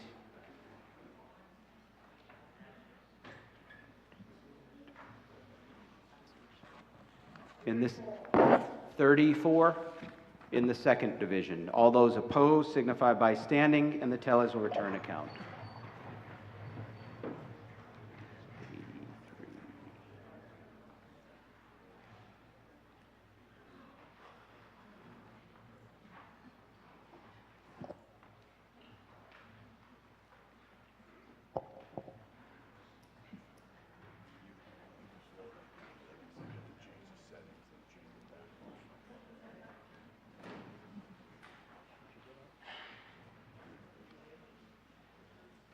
In the first division, 28.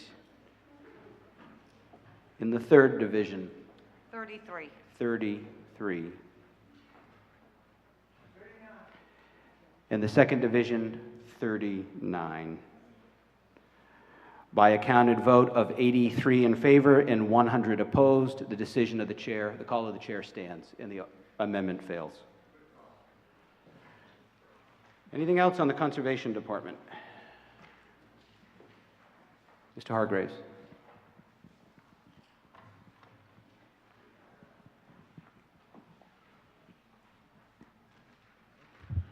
I'm sorry, this is to cement your opinion on the slides, because my wife texted me and said that her name was on Precinct 9. She saw it on TV, and she hasn't been a town meeting member for 2 years, so. Yep, that's why we have paper ballots for the municipal light compact. Anything else on Conservation Department?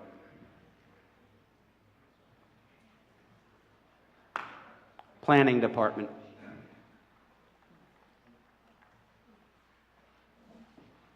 Zoning Appeals.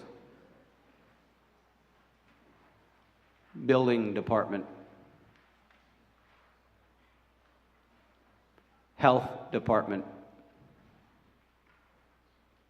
Under Public Safety, Police Department. Yep, microphone in the back, please.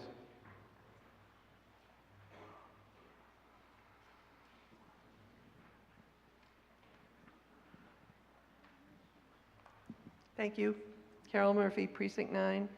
Under the salaries and wages, there is a $440,000 increase, and I would like to know that those 2 full-time officers who are going to be hired would have some type of training in substance abuse, mental health, and et cetera, because if you would all notice that the police department is besieged by overdoses and mental health and alcoholism.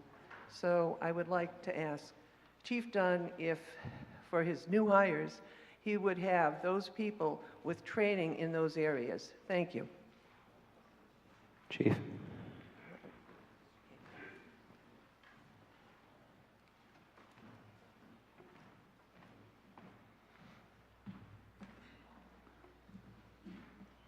Good evening. Yeah, anybody that's hired would end up going to a 22-week police academy. Part of that police academy, the training, it's particularly under post, there is mental health and addiction. And we also take it a step further and work with NAMI and a few others to train all our officers in mental health first aid. So that the new officers who are being hired will have training in those areas for calls? Yes, they will. Thank you. Okay, further discussion under the police department. Yep, Mrs. Moda. Back in the fall, we approved the police department coming out of civil service. Where do we stand with the state on that process? The petition is actually in the legislature, and the Public Service Committee is pending a report that it's requiring from the town about how we're going to do it in the future before they release the bill from the Joint Committee on Public Service. Best estimate, another 6 months? I hope by April 11th, actually. Okay, great, thank you. Yeah, down to my right over here, microphone to the right. Jason Cullinane, Precinct 6. I know that part of the capital expenses for the police are the cruisers on a regular basis. The choice of those cruisers, are those going forward in the future going to be electric or hybrid, given the precarious nature we have as a peninsula and our efforts to promote environmental leadership, as well as the volatility of the global fuel market? Chief? Yes, probably for the last 3 years, all the SUVs you see driving are hybrids. Okay. Yep, Mr. Smuda.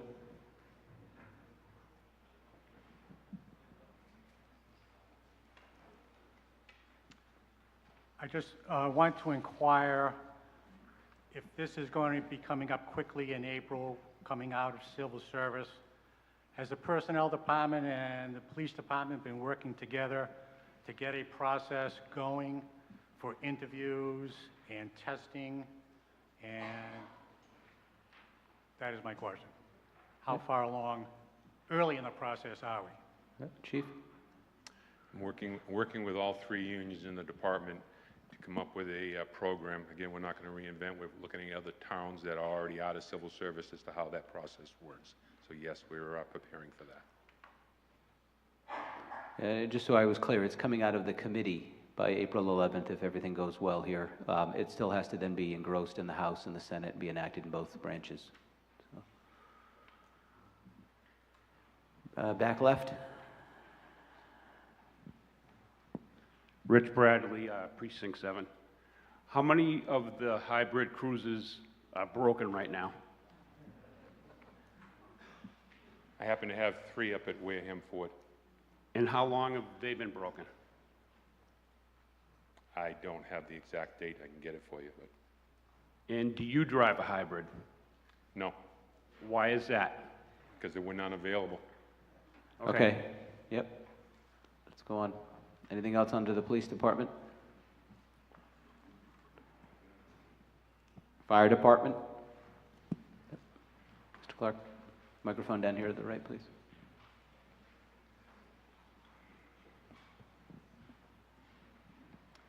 Mr. Moderator, Peter Clark, Precinct 1. I support the 3 additional personnel here. And the fire department is the place where the town has done the right thing in terms of personnel. I feel it's time for this town to pass an override in which other departments are given the personnel they need, such as the Conservation Committee, the Building Department, and others. I think we're piecemealing additional staff in as best we can. In the meantime, lots of departments are understaffed and waiting and frustrated. Thank you. Okay, consolidate. Yep, to the left. Bill Dinan, Precinct 5. A question on the fire department salary and wages. With the 3 new firefighters being hired and the $7.9 million, is that sufficient to cover with the new station coming aboard, number 1? 2, to give these firefighters some time off. Article 10, we're voting $550,000 in overtime. which is over 10,000 a week. I don't know when these guys go home, but I'd just like that to be addressed. Do we need more firefighters, or are there more in the system? And with the new firehouse coming aboard, hopefully that'll be answered.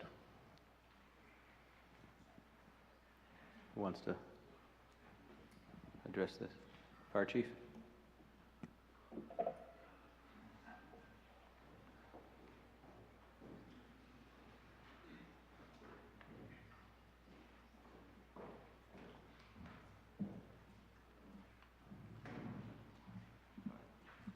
Good evening, Chief Smith, Precinct 6.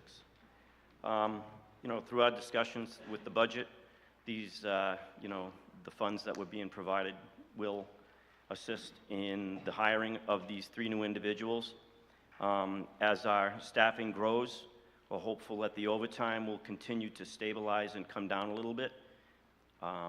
We are seeing that occurring.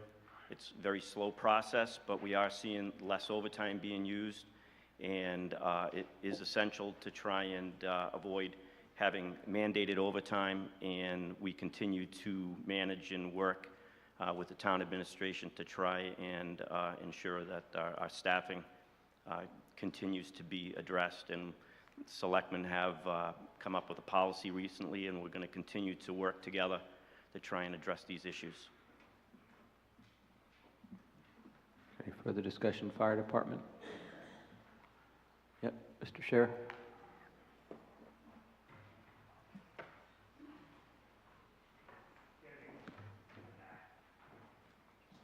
Dan Scher, Precinct 6. I was just wondering what happened to the $900,000 override we had, which goes on forever, for hiring firemen. I don't see it now. It goes up 2.5% each year. So you have, or someplace, $2 million that what comes in over what the budget should have for that purpose. And it's going, I mean, it's going to continue year after year after year. Where does it go? The override is incorporated into the fire department budget. So the first year it was a separate article, then it was incorporated into the budget. They hired 8 new firefighters. They're on the payroll. They're getting paid. And then they will be incorporated and start a shift, I believe, in the next few weeks. With the microphone, please.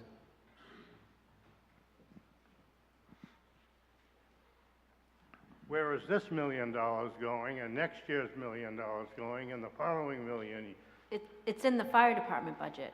The fire department was increased by the override, and then it's in there every year. It's in the fire department budget. So the fire department really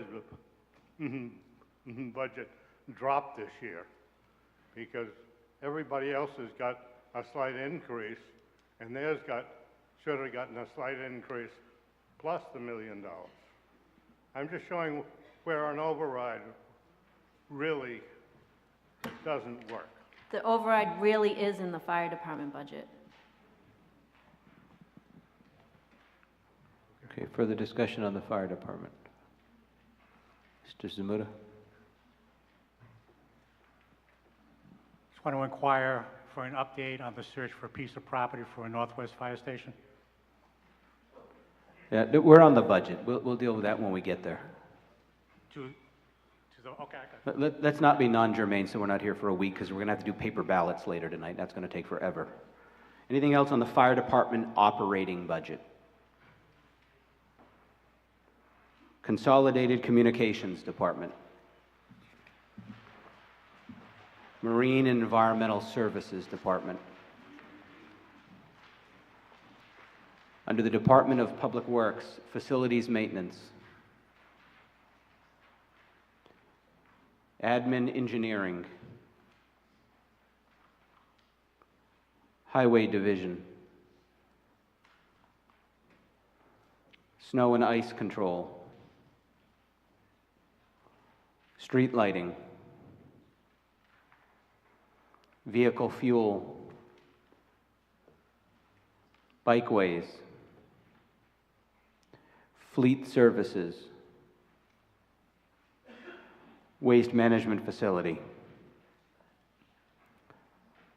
Solid waste collection. DPW wastewater. DPW water. Renewable energy. Yep, with the microphone, please. Deborah Aguirre, Precinct 9. In lieu of what the budget was last year, I'm just curious, why are we only asking $15,000 this year? Can someone explain? Yes, thank you for the question. The renewable energy line item is to pay Vestas for the maintenance of the wind turbines. So that's why it went down. As you know, we're out right now to bid to take down the wind turbines. Okay, anything else on renewable energy? DPW parks.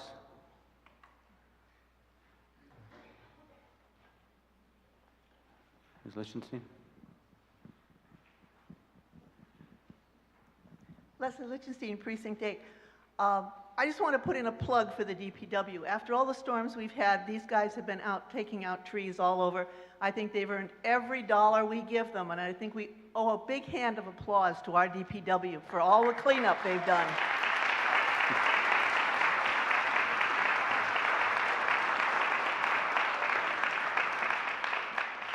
Okay, under education, the school department.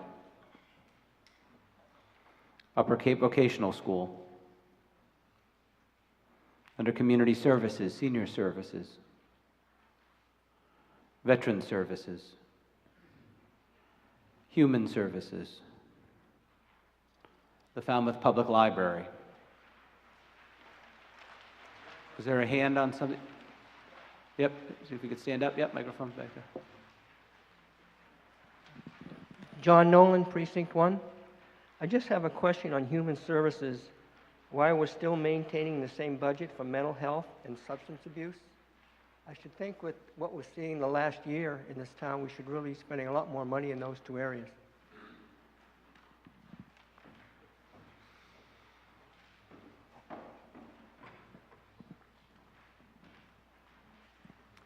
Peter Johnson, Staub, Assistant Town Manager.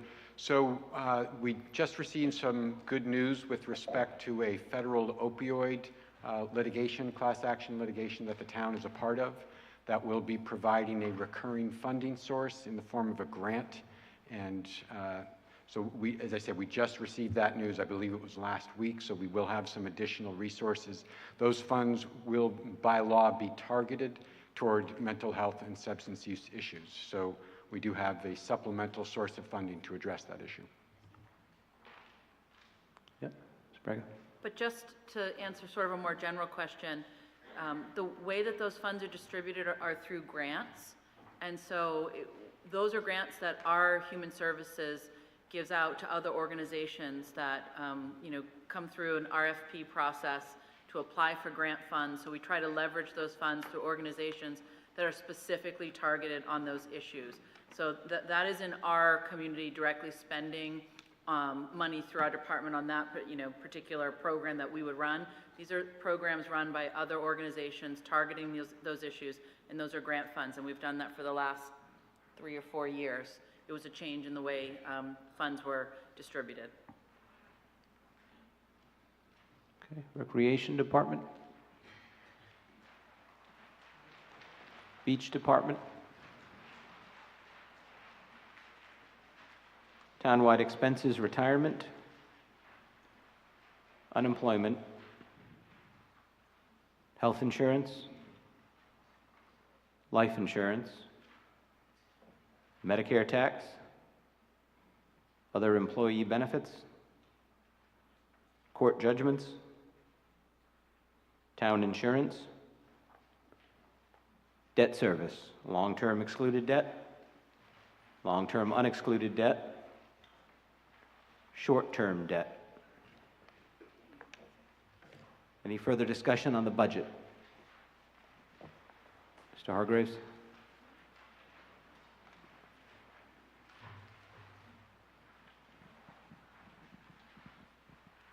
Thank you, sir. I just want to make a comment. Peter Hargraves. I want to make a comment and thank Peter Clerk for his comment about looking at staff and organization of the town. I guess it's true that a rising tide floats all boats, but trying to look past the exuberance of our prosperity here presently, I think I would like to remind you that this all doesn't happen by accident. If you look at our town administration and our financial leadership, even our local paper had some not faint praise for the performance of the town, the financial performance and the management of the town. And the thing I wanted to say was 3 years ago or 4 years ago, our town manager brought before you a request to have a community development director, which is about organization. So having the right organization from the professionals who know how to make it work is 2/3. 1/3 is the people. If you're not organized properly to deliver, the people are not going to be as effective. So I would say I'm really happy to hear the tone of people supporting the departments that are well performing and adding to that. And I'm sure that our town administrator, with his professionalism, will have a strategic approach to getting a collaboration among our very capable department managers to say, what do we need and how are we going to organize? Because that's equally important. So thanks for the time to say this, and thank you, Mr. Clerk. Okay, the motion will come on the main motion, the budget as recommended. All those in favor signify by saying aye. Aye. All those opposed, no. The ayes have it, unanimous. Article 6, Mr. Chairman, for the main motion. Mr. Moderator, I move Article 6 as printed. As printed, as recommended, this is to raise and appropriate $360,306 for the provisions of the firefighter contract. Who held that one? Mr. Netto?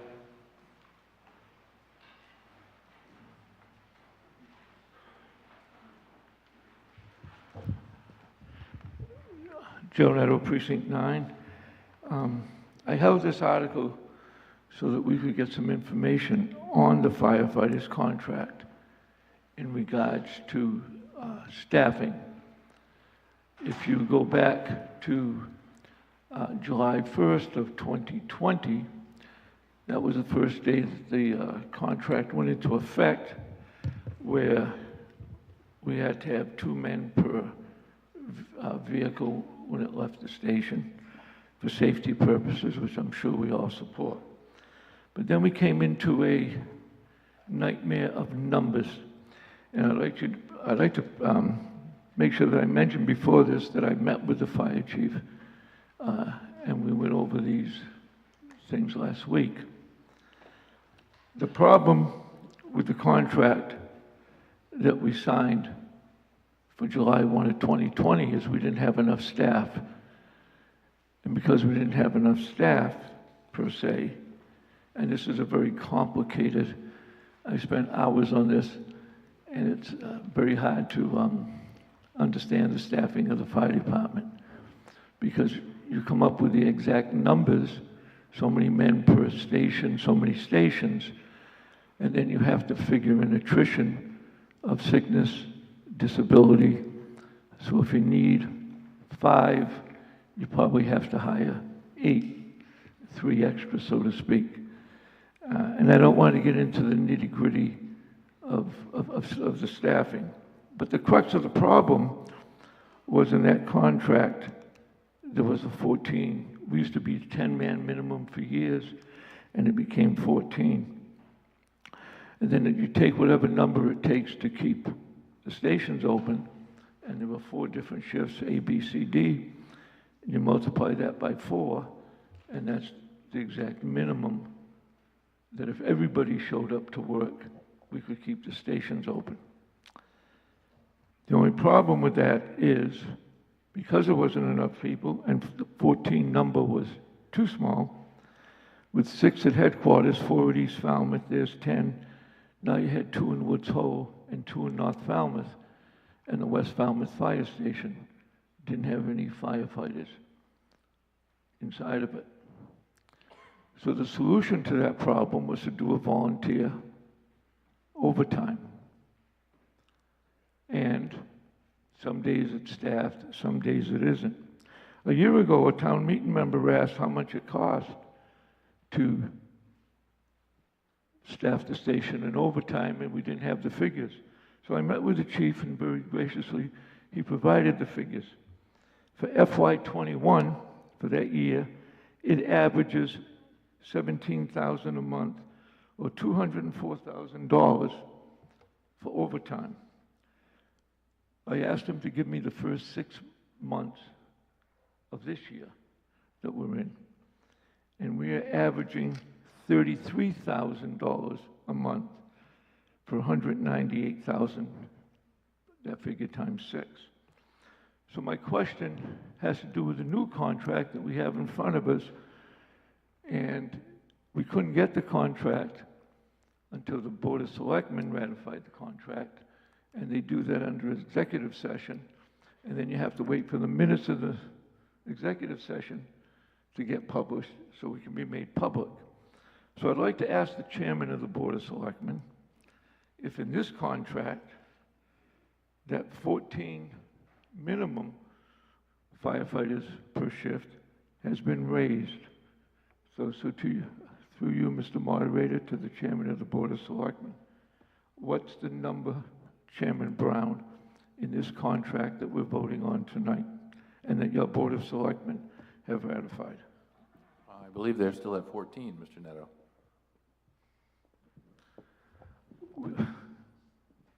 The same 14 that keeps the West Falmouth Fire Station closed? Is that correct? Mr. Chairman. That's my understanding. How could we negotiate a contract that's going to put us... Okay, Mr. Neto, I think Mr. Can I finish? He wanted to address that question as well. Well, how are we going to ratify a contract that, number one, keeps the West Falmouth Station closed again, except on a volunteer basis? And we're spending an exorbitant amount of money on overtime and having a part-time fire station. I stood on this floor before and said I would never support the closing of the station, and I still stand that way. I don't know why. I'd like some explanation, from the Board of Selectmen. And Mr. Brown, if you could expound on how we got this way. I'd like my questions to be answered by the elected officials that we vote for in this town. Mr. Brown, would you please explain why we're ratifying a contract that again keeps the station closed? Mr. Neto, I did bring that up, and I asked to include that in the negotiated contract, but it was advised by staff that it was a little too late to be opening up a new request to go add into the negotiated contract, and that was the answer I received. So perhaps Mr. Johnson-Staub could elaborate on the constraints. Go ahead, and then Ms. Braga. Thank you, Peter Johnson-Staub, Assistant Town Manager. So we have a couple of different issues that Mr. Neto is raising.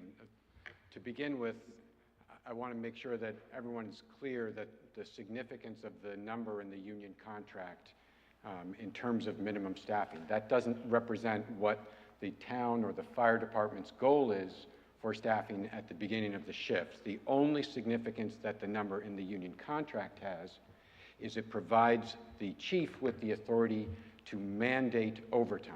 So it's a little confusing about how this union contract provision is going to reduce overtime.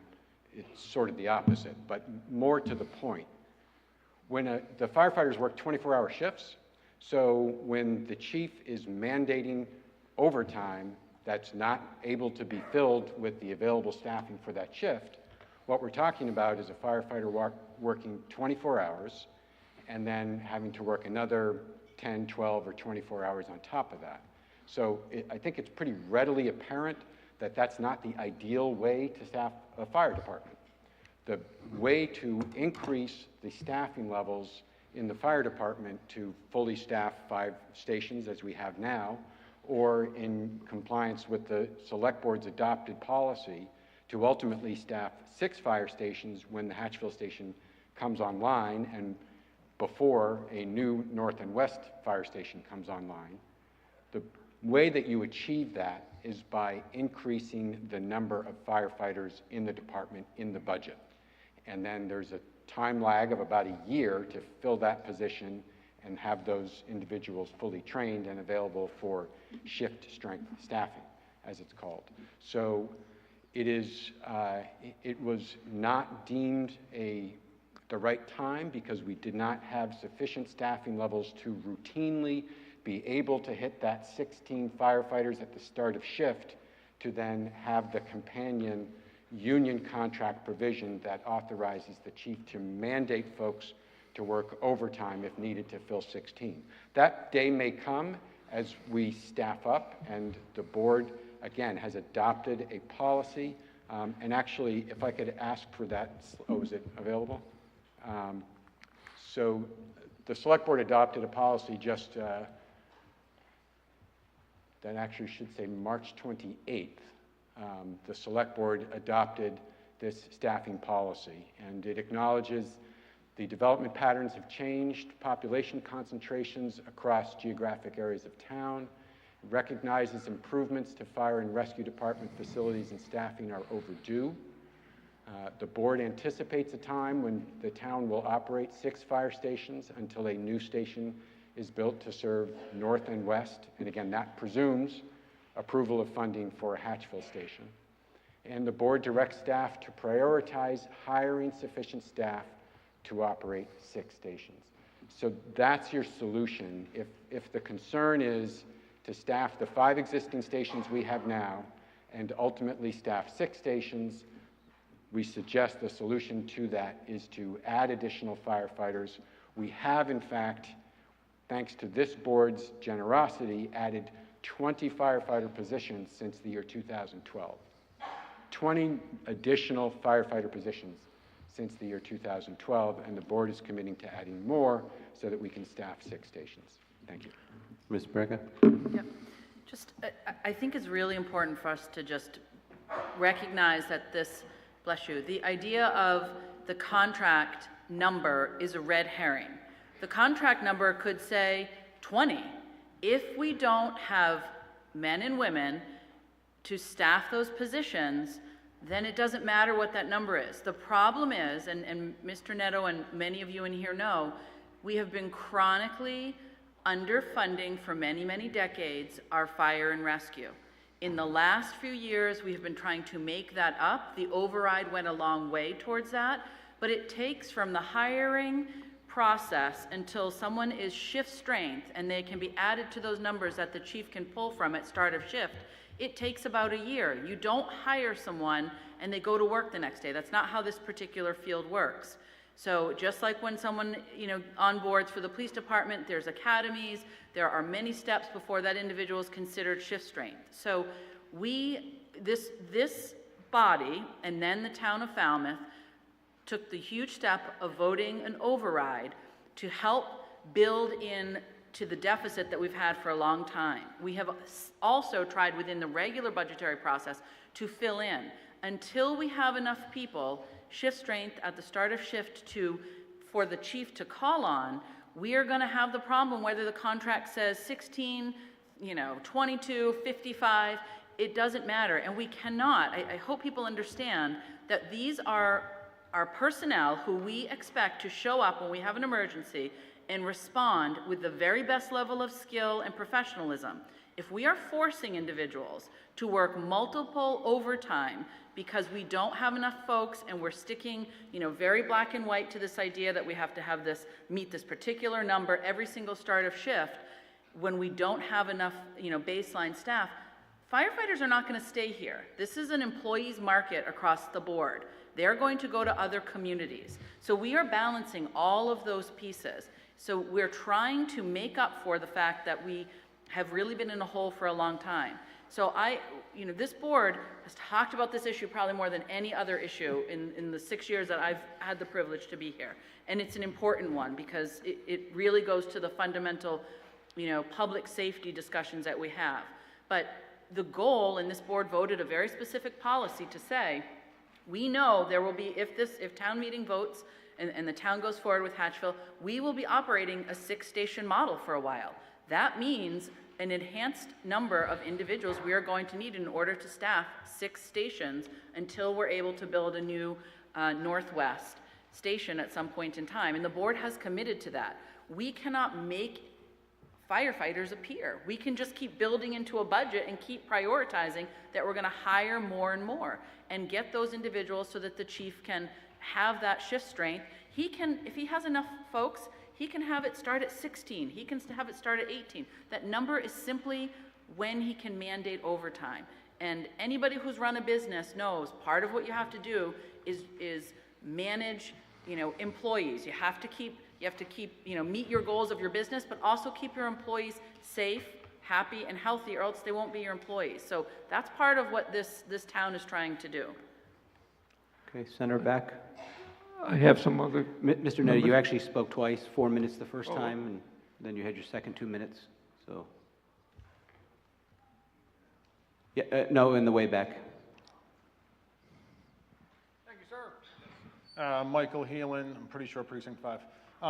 Thank you, Doug Brown, for speaking up at the meeting, and Mr. Netter for tonight. I have a few questions, Mr. Moderator, if I could. The first question is, since 2020, we've hired 20 firefighters, paramedics. What is the net result 10 years later of those 20? That was part of my presentation, Mr. Beriau, that the chief has given me these figures. I got you, Mr. Netter. So you want to reiterate the number? Yep, so since 2012, we just heard there was 20 new firefighters, paramedics, whatnot. It's been 10 years. What's the net number of those 20 through, termination, retirement, transfer, etc.?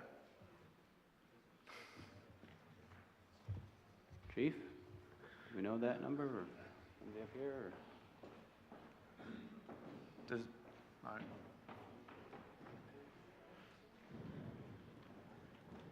So I'm not sure I'm not sure I fully understand the question, but what I would offer is that the main effect of the increase in staffing that we've had since 2012, as Mr. Neto alluded to earlier, is that we've gone from 10 firefighters at the start of shift as a minimum to 14. So we've had a tremendous benefit to the community in that on a daily basis there are more firefighters on duty spread throughout the entire town. But if I could, Mr. Moderator, that wasn't my question. My question was, you said that you've added 20 firefighters in the last 10 years. How many firefighters have transferred, been terminated, quit, etc.? Because it's not 20. I know people who've left. So what's the number? I keep saying the net, and I don't know if you understand what net means, but that's what. So as with any large organization, and we're talking about 77 firefighters as of, 74 budgeted positions as of this moment, counting towards shift strength. So every year there are some that retire or leave, and there are some that are hired. However, what we can tell you is that of the budgeted positions that are approved today, I believe, and the chief can speak up if I'm mistaken, that all of them are filled. They're not all fully academy trained and shift strength ready. They have not completed their in-house training, but all of the budgeted positions as of today are filled. And I would ask Chief Smith if you could either confirm or correct me on that. Chief? Chief Smith, Precinct 6. It's correct. We have 74 personnel, and currently we have 2 that have been hired that are waiting to go to the academy, and we do have some that are unavailable for shift staffing due to injury, long-term injuries, or regular non-duty related injuries, military leave. So that brings our shift strength down. We have about probably 7 to 10 that right now are unavailable to be part of the shift strength. But with regards to attrition, since 2020, we have filled these vacancies that were open as a result of a resignation or a retirement or a termination. And so we've hired at least 19 personnel since that time, and that includes the 8 override and the 2 added positions as of 21. So we've been very consistent with filling the positions that have been open as a result of attrition. We continue to do it. If we get a positive, well, I should say that we got a positive motion on the budget and we continue to finalize things, then I would expect tomorrow I'll start calling for a list to hire these three personnel that you just gave permission to me to hire. So we're going to continue to do what we can to add to the staffing when it's made available, and we've done our due diligence to continue that. I expect that we're going to have ups and downs each day, but we are managing the best we can with the resources we have, and my hat's off, and I send all my thanks to the fire personnel for helping with this, these instances where we've had these openings at the beginning of the day. It's been very difficult with the holdovers, but the firefighters have been stepping up and doing a hell of a job for the community, and I can't thank them enough. And it is improving. Our holdovers are less. Our overtime, as Mr. Netto pointed out, has increased in West Falmouth, and that's as a result of the station being staffed with the voluntary overtime. So we are making strides in having more coverage in the West on a daily basis. Thank you. Okay, Mr. Halen? And then just a follow-up question. Mr. Johnson-Staub, you said it takes about a year to put a job out there to get a new firefighter. The override was passed, if I'm wrong, correct me, 2 years ago. So how many firefighters in addition to our base level 2 years ago have we added to the staff? Because that was the purpose of this body passing that article and the town voting on it, was to get the staffing level up so West Falmouth would stay open. Not voluntary overtime, but actually staffed. Do we know that number? I think I just heard it. Chief, you want to reiterate how many new firefighters you have? 7.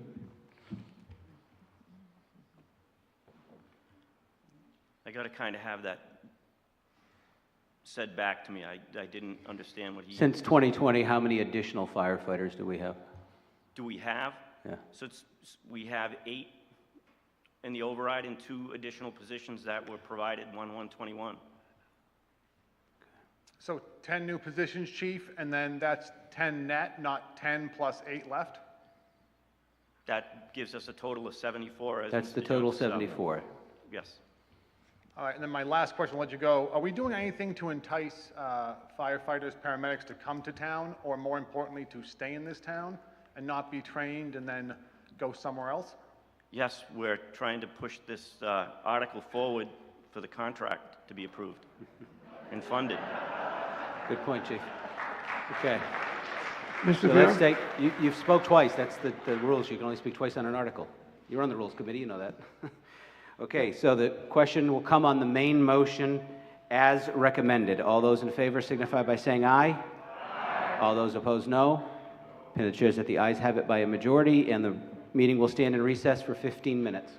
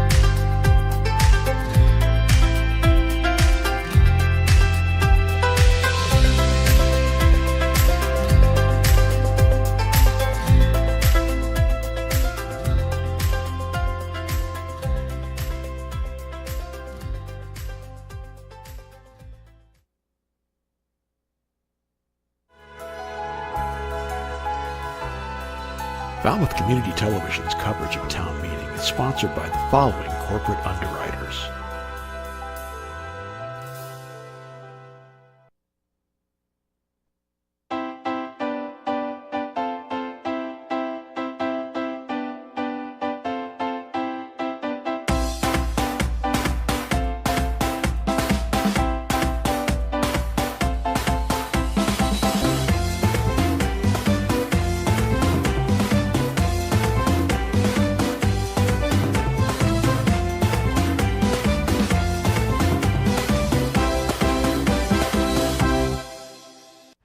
Welcome to the Falmouth Chamber of Commerce. The Falmouth Chamber is dedicated to working on behalf of our members to make Falmouth a better place to live, work, and conduct business. We are committed to developing the economic, cultural, educational, and civic interests of our community and welcome the support from all organizations to achieve our combined goals. Whether you call Falmouth home, are a summer resident, or a visitor, we hope you take advantage of all that the Chamber has to offer. Hi, I'm Bob from Crane Appliance. Since 1983, as a family-owned company, our goal has been simple, to give our neighbors of the Cape and Islands a great shopping experience. Rest easy knowing our professional team will listen to your needs and help you pick out the perfect appliances. We'll take care of everything throughout the sale, delivery, and installation process. And we even have our own in-house service department. Crane Appliance, we call the Cape and Islands home. Carlson Printing for all your printing needs. 508-548-7303 or toll free at 1-800-696-7303. Our email address is carlsonprinting@aol.com.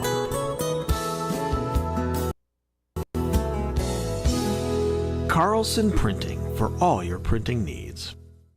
Hosting services for fctv.org are provided by Meganet Communications. Meganet offers a wide array of internet services including Mega Backup Cloud Service, server colocation, T1, fiber, Metro Ethernet, as well as telephone services such as hosted PBX and digital voice.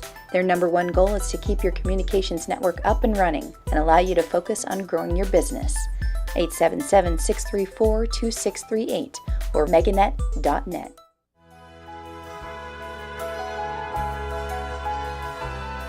Additional funding and support provided by the following corporate sponsors.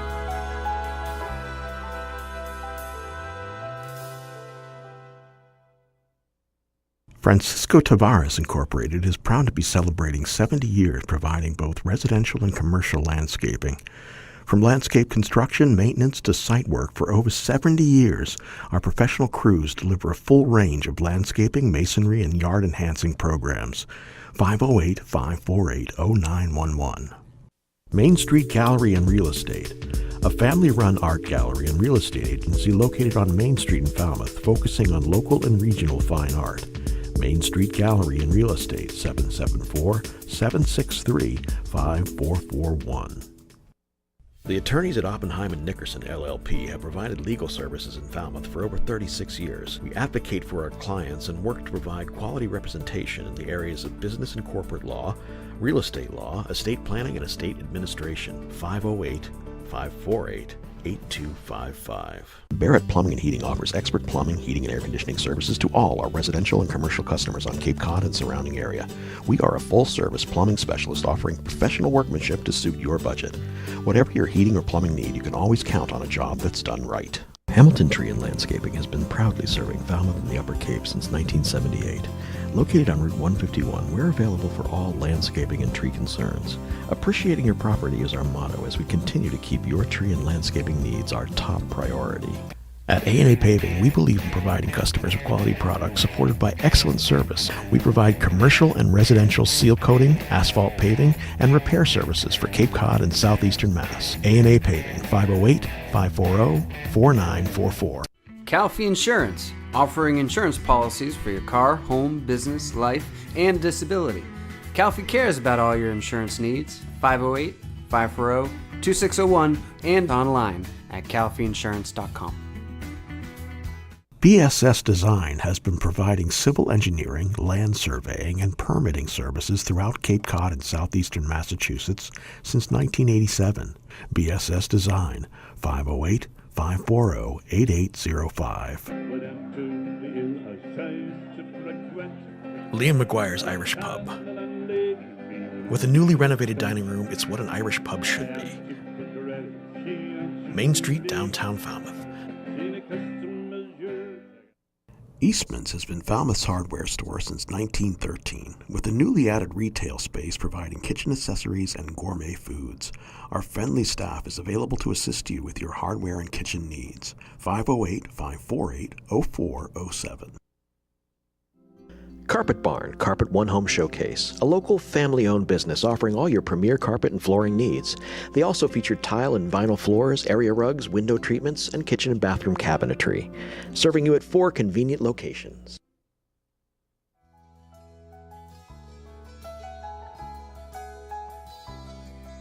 FCTV is also supported by the following businesses and organizations.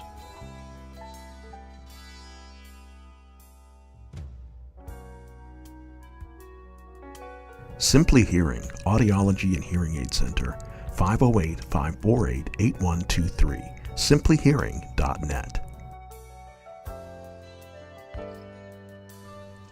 Grassi Septic Solutions, 508-548-7500. J. Miller Picture Framer, 681 Falmouth Road, 508-539-3888.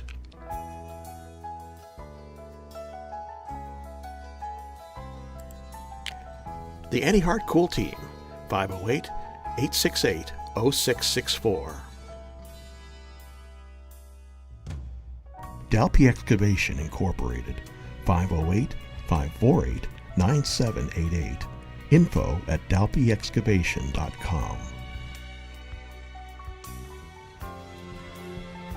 Village Lamp and Repair Shop, 508-274-2057.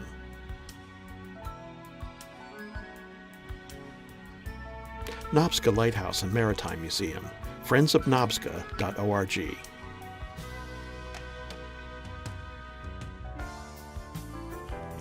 People for Cats, 44 Beagle Lane, T-Ticket, Mass.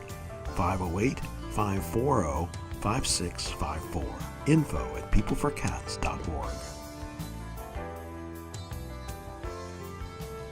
Martha's Vineyard Savings Bank in Falmouth and Woods Hole, 508-627-4266.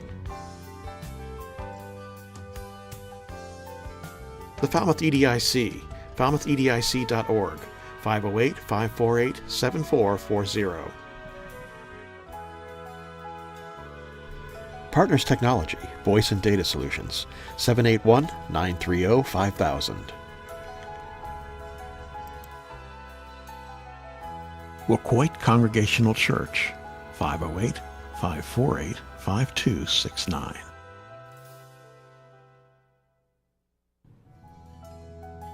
Sora's Flower Garden Nursery, 508-548-5288.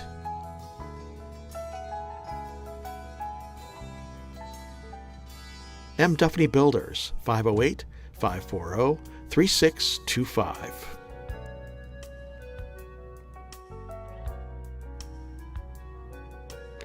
Danny's Barber Shop, 508-548-6013.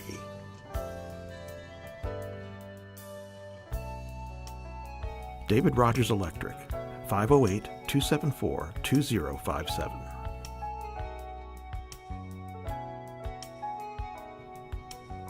Murray and McDonald Insurance, 1-800-800-8990.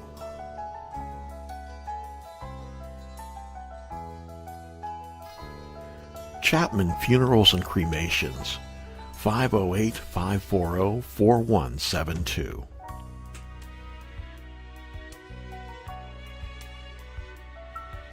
Hanush Jewelers in downtown Falmouth, 508-548-9107.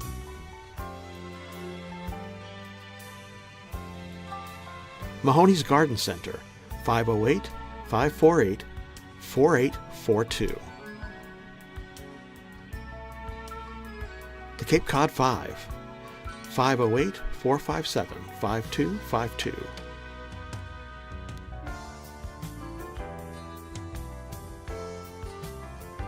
And Steve's Pizzeria and More, 508-457-9454.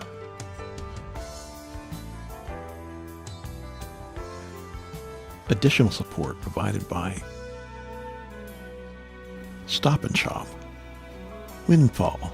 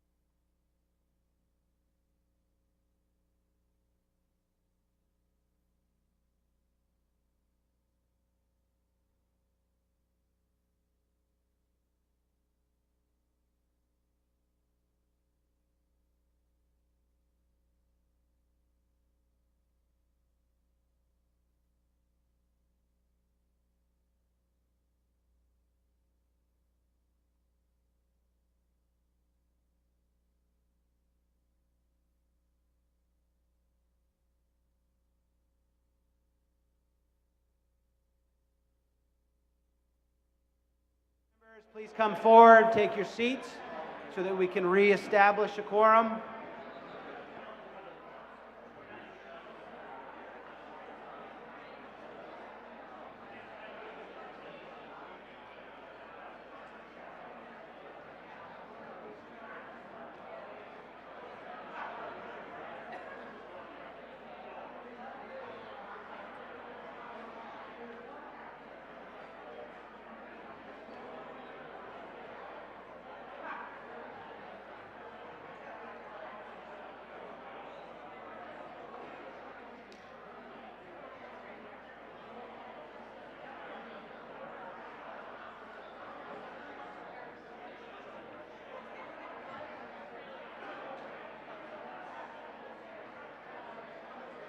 Okay, folks, we're going to need to reestablish the quorum. Would all town meeting members present please come forward? Town meeting members that I see in the back, please come forward so that we can reestablish a quorum. The clickers are still not working, so I need you in your seats.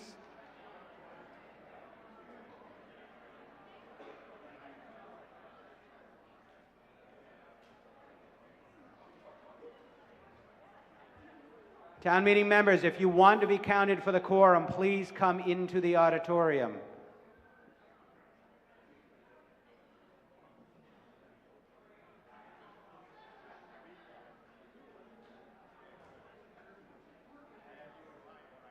Okay, all town meeting members, please rise for the establishment of the quorum, and the tellers will return the count.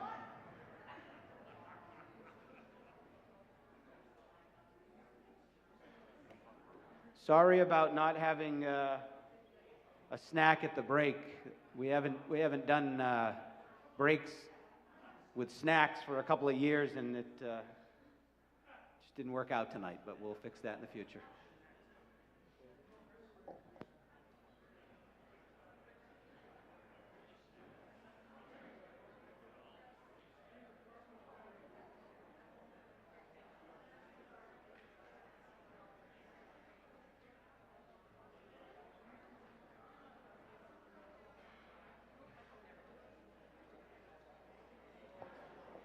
Okay, in the first division, okay, folks, I have tellers that I need to hear. Thank you. First division. 43. Third division. 55. 55.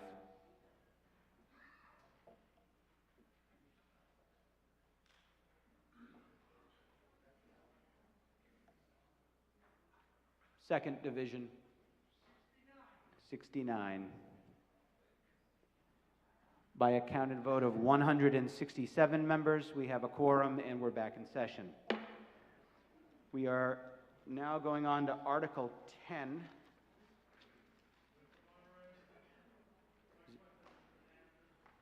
Okay, so you're going to release the hold? Okay, so Article 10, Mr. Chairman, for the main motion. Mr. Moderator, I move Article 10 as recommended with the Scribner correction. Okay, remember the correction was that we were just fixing those line item numbers. Any further discussion on the main motion for Article 10? Hearing none, then the question will come on the main motion as recommended with the Scribner correction. All those in favor signify by saying aye. All those opposed, no. The ayes have it, unanimous. Article 13. Mr. Chairman, for the main motion. Mr. Moderator, I move Article 13 as recommended. Article 13 as recommended. This is the sum of $10 million appropriated to pay the costs for the fire station on Sandwich Road and to authorize the respective borrowing. Ms. Mullen?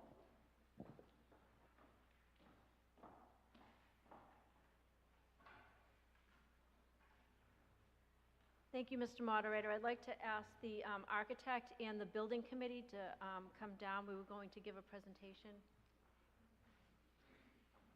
Architect from out of town? Jen? Yes. The chair would entertain a motion to allow the architect who's not a resident of the town to speak. All those in favor signify by saying aye. All those opposed, no. The ayes have it.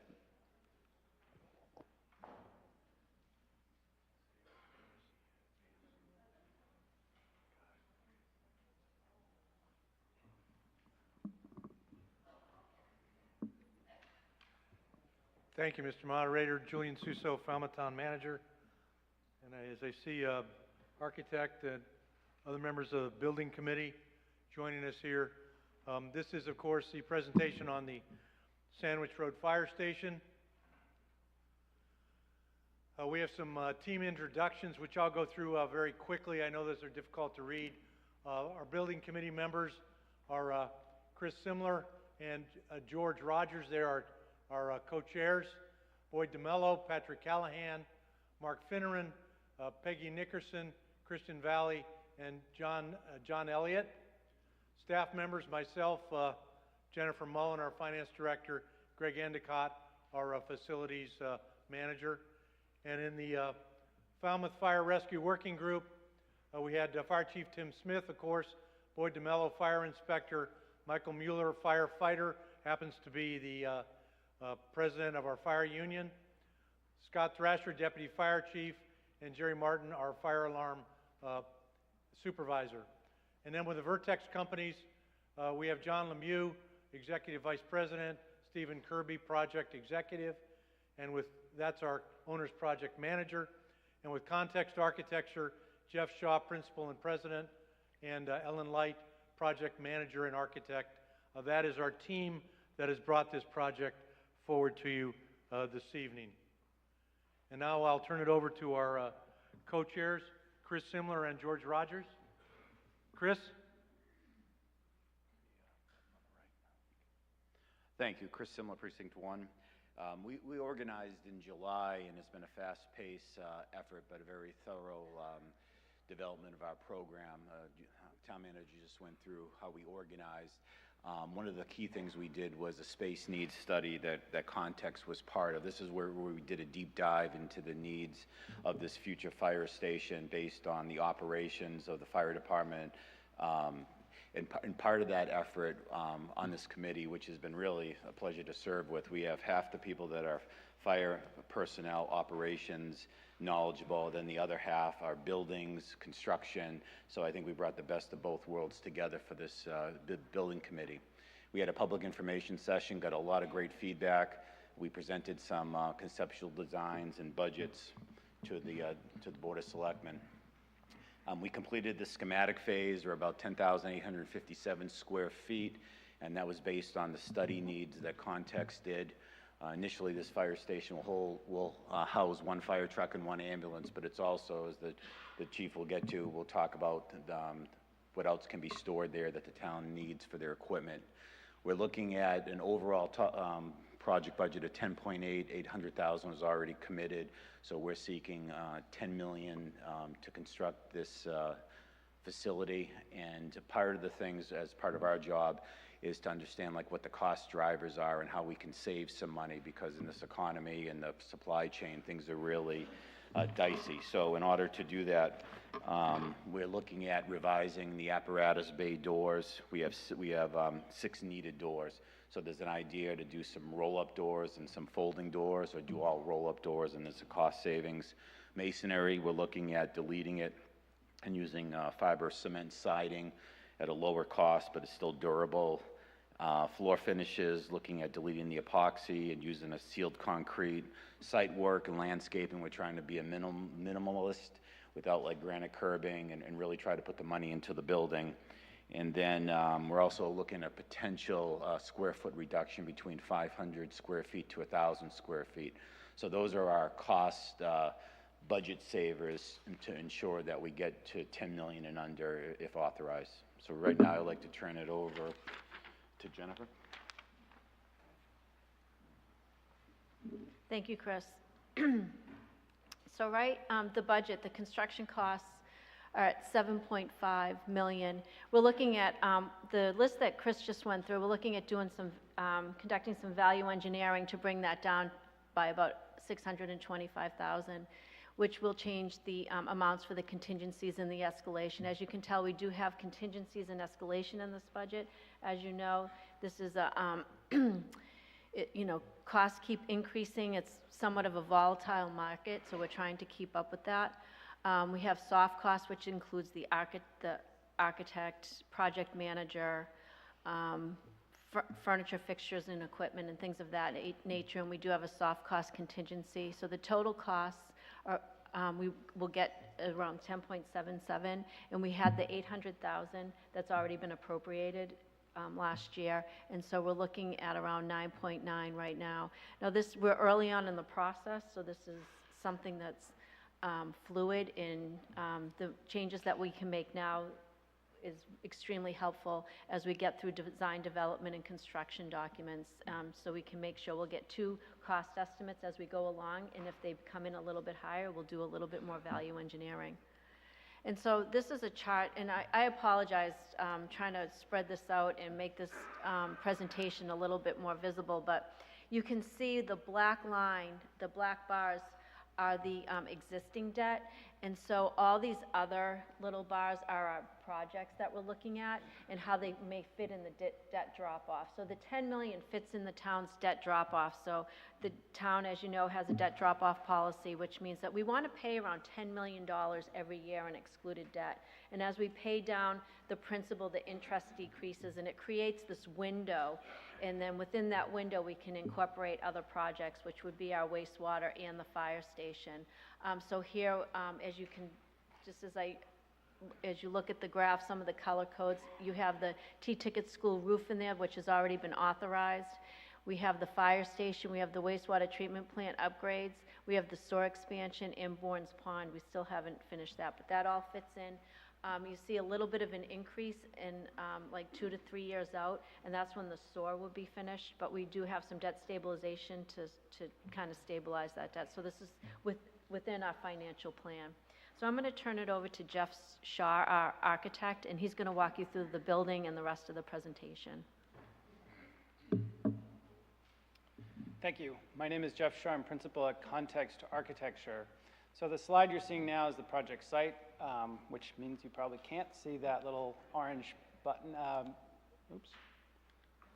orange square in there, but I trust you all have paid attention previously. It's 878 Sandwich Road. It's across from the church on the left and the fields towards the right there. We have done a lot of work already on this site. We've done a survey, geotechnical test pits, and hydrant flow tests, so we know a lot of information about the site and about what's necessary to build here.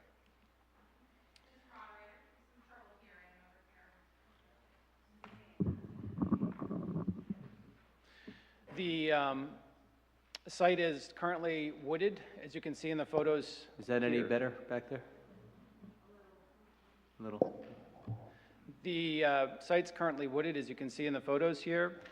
The photos show the site looking down the road along the edges of the site. As was alluded to before, we did a comprehensive space needs study, which basically means we looked at every single room that needs to go into this station. We interviewed the fire personnel about their current and future equipment and personnel needs in the station, and we looked at best practices for fire station design. And we put that together in a study that determined the overall square footage that would be required in this facility and what the different components that would have to go into it. It was a space-by-space look. We included things like the Massachusetts Building Code, NFPA, fire station health and safety requirements, and we looked particularly at the requirements for building stations that are healthy for firefighters. I think many people know that there's increased awareness of cancer in the fire department, firefighters, and part of our goal as designing good buildings is to make sure they have healthy spaces to keep the potential particulates out of those parts of the station. That's new as far as how architecture and fire stations are designed. And so it's new for stations over the last 10, 15 years. This is the proposed site plan as currently constituted. The building in the darker region there and the driveway around to the back of the station. There's bay doors in the back as well as the main bay doors facing the street. The station was set back from the street so that it didn't really crowd the street and respected the neighborhood across the street. We also paid a lot of attention to exactly where the station was sited to minimize headlights coming out of the station. And what you can't quite see on this rendering is the solar panels. They're planned for PV or solar panels on the roof as part of this project, as well as a small parking lot for visitors and the public.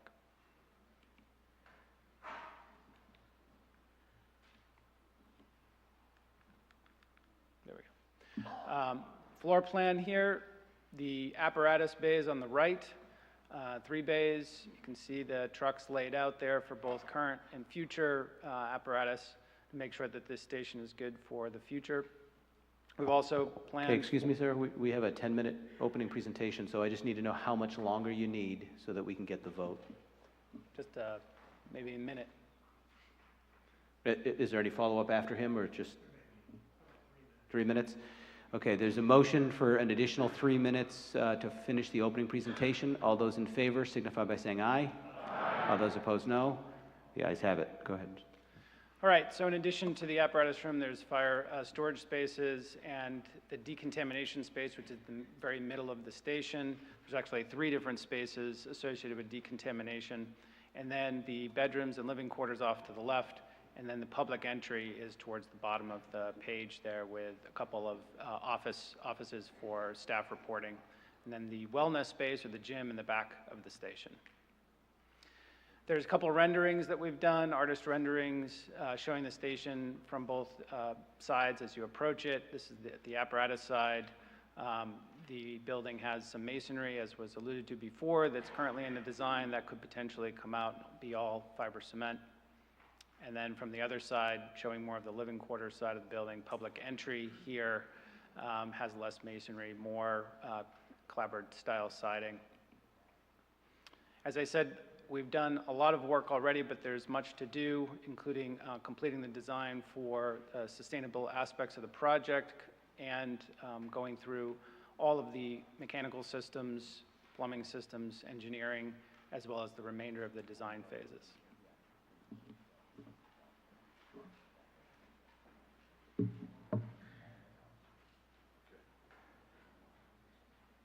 Thank you. I'll be happy to answer any questions you may have.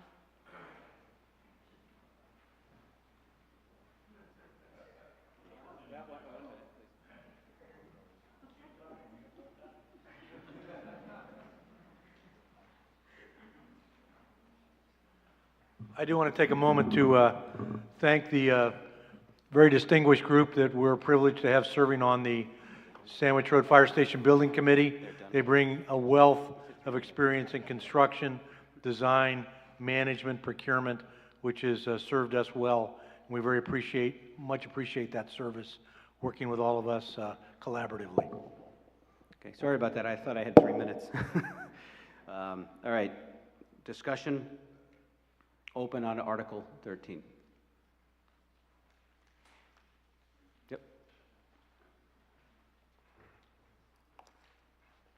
Steve Rafferty, Precinct 2. Fairly simple question. Great presentation. When do you anticipate starting construction? When do you anticipate this station being available to put into service?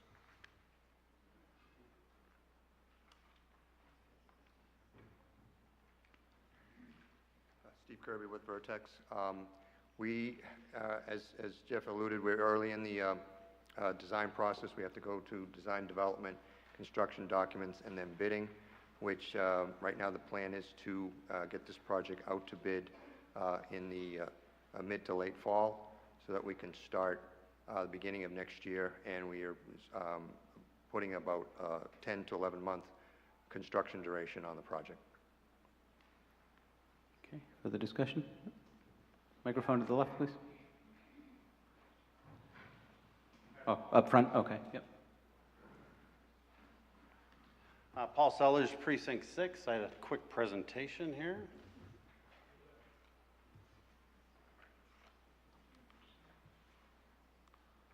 Oh, excuse me. Here we go. So the Hatchville Fire Station, Hatchville does need a fire station. There's no arguing that. Everyone here, I would believe, is in support of it. But the current design of the approximately 11,000 square feet is a bit excessive by the estimation of a number of people that asked me to represent this tonight. And the estimated cost, it started out at $10.8 million. We're struggling now to get it down below $10 million. The thing that I'm perplexed by is it strikes me as when I'm going to buy a new vehicle, and I just want that sturdy minivan, and you walk into the dealership, and the first question they ask you is, how much money do you have to spend? And the next thing you know, you're rolling out of there in the Escalade with the flashy wheels and the nice lights and the nice paint job on there. So we really need to consider what is the best thing we need to be doing. Should we be consuming all of the upcoming retiring debt? Is that the best thing that we should be doing for the town? And should we be trying to, pay off our credit card and just refill it back up with more debt and not be really satisfied with the design, and is it adequate for our needs? 10.8 million, or the current down to just under 10 million, it does include that decontamination area, which is much needed for the safety of our firefighters. No one's going to argue about that. But the expansive extra storage bays in this station, you'll see in the depiction that was shown, there are only 2 vehicles in that station at this time. And the station is only going to house that 1 fire truck and that 1 ambulance at this point. And there's no plans for any additional equipment at this point.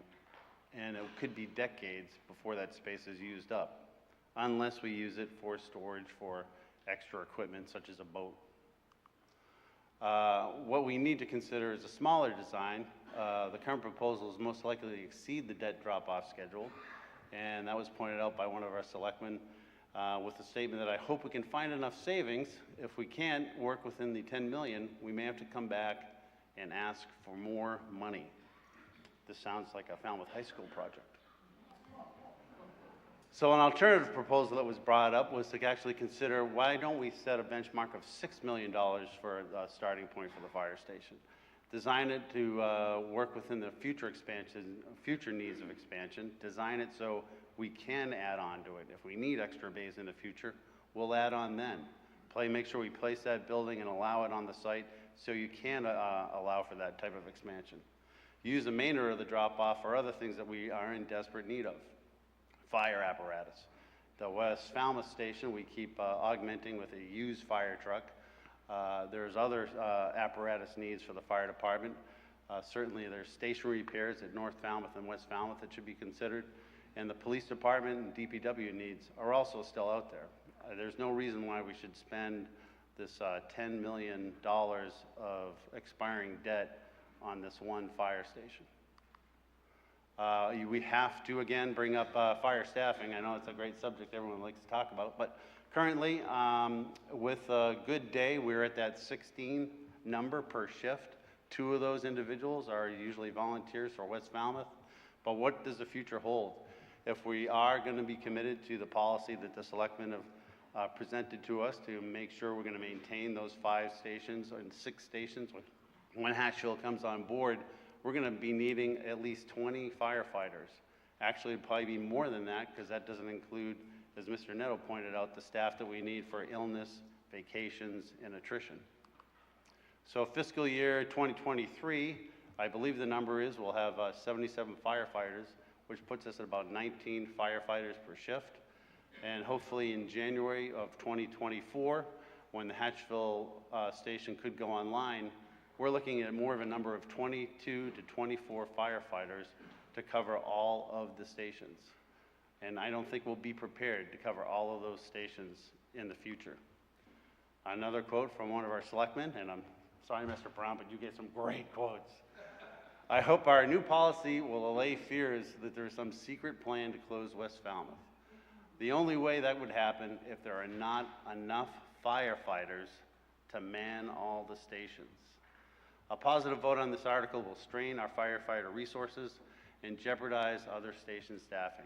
We are not prepared at this point, and we do not have a complete plan, an outline for the future for the Hatchville station, our equipment needs, or staffing for all of Falmouth.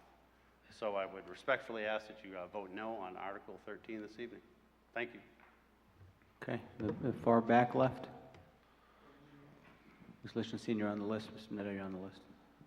Carol Murphy, Precinct 9.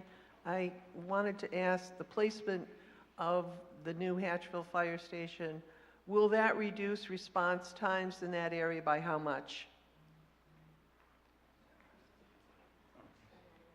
Chief?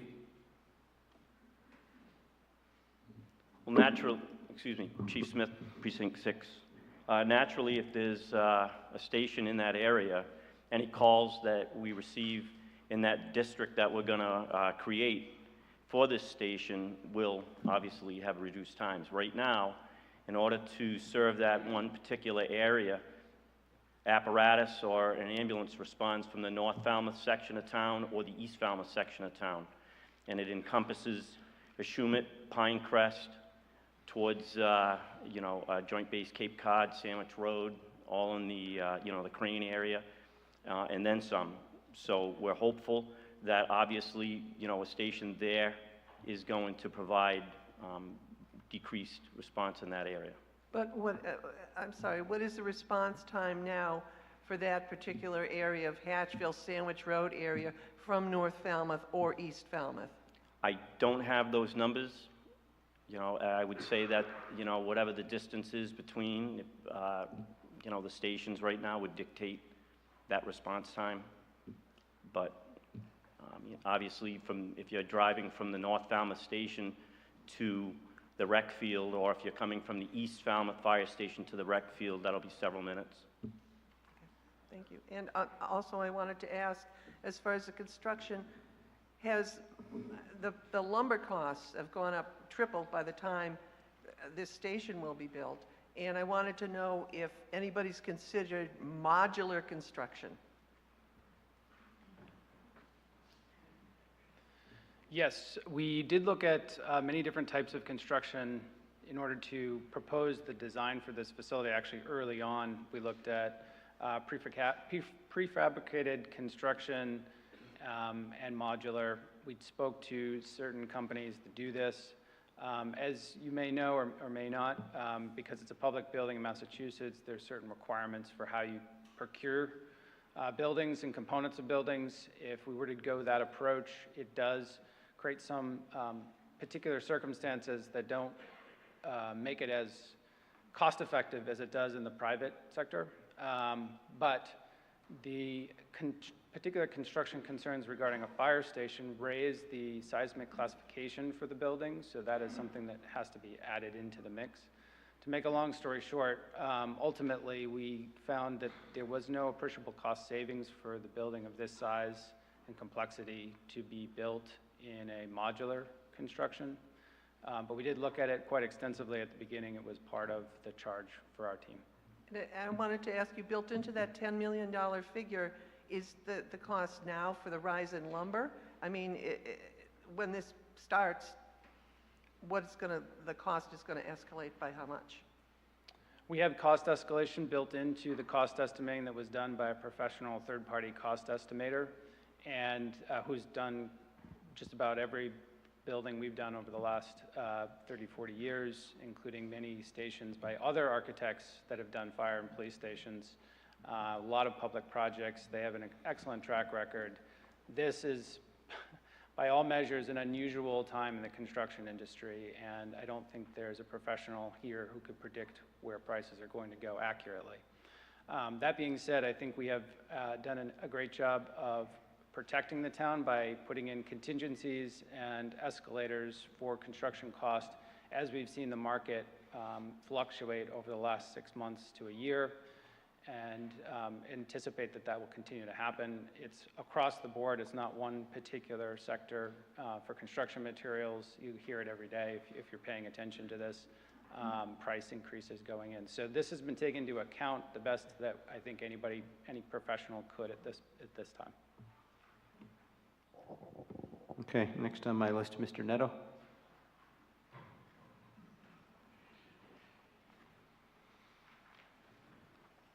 Joe Netto, Precinct 9. To the chairman of the committee, when the presentation was made, we heard that the needs of the firefighters, were put forth and were met, and that's all great and good, but what about the needs of the community?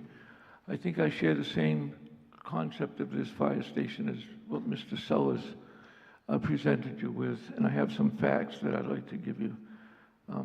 Is it Mr. Rogers who was the chairman?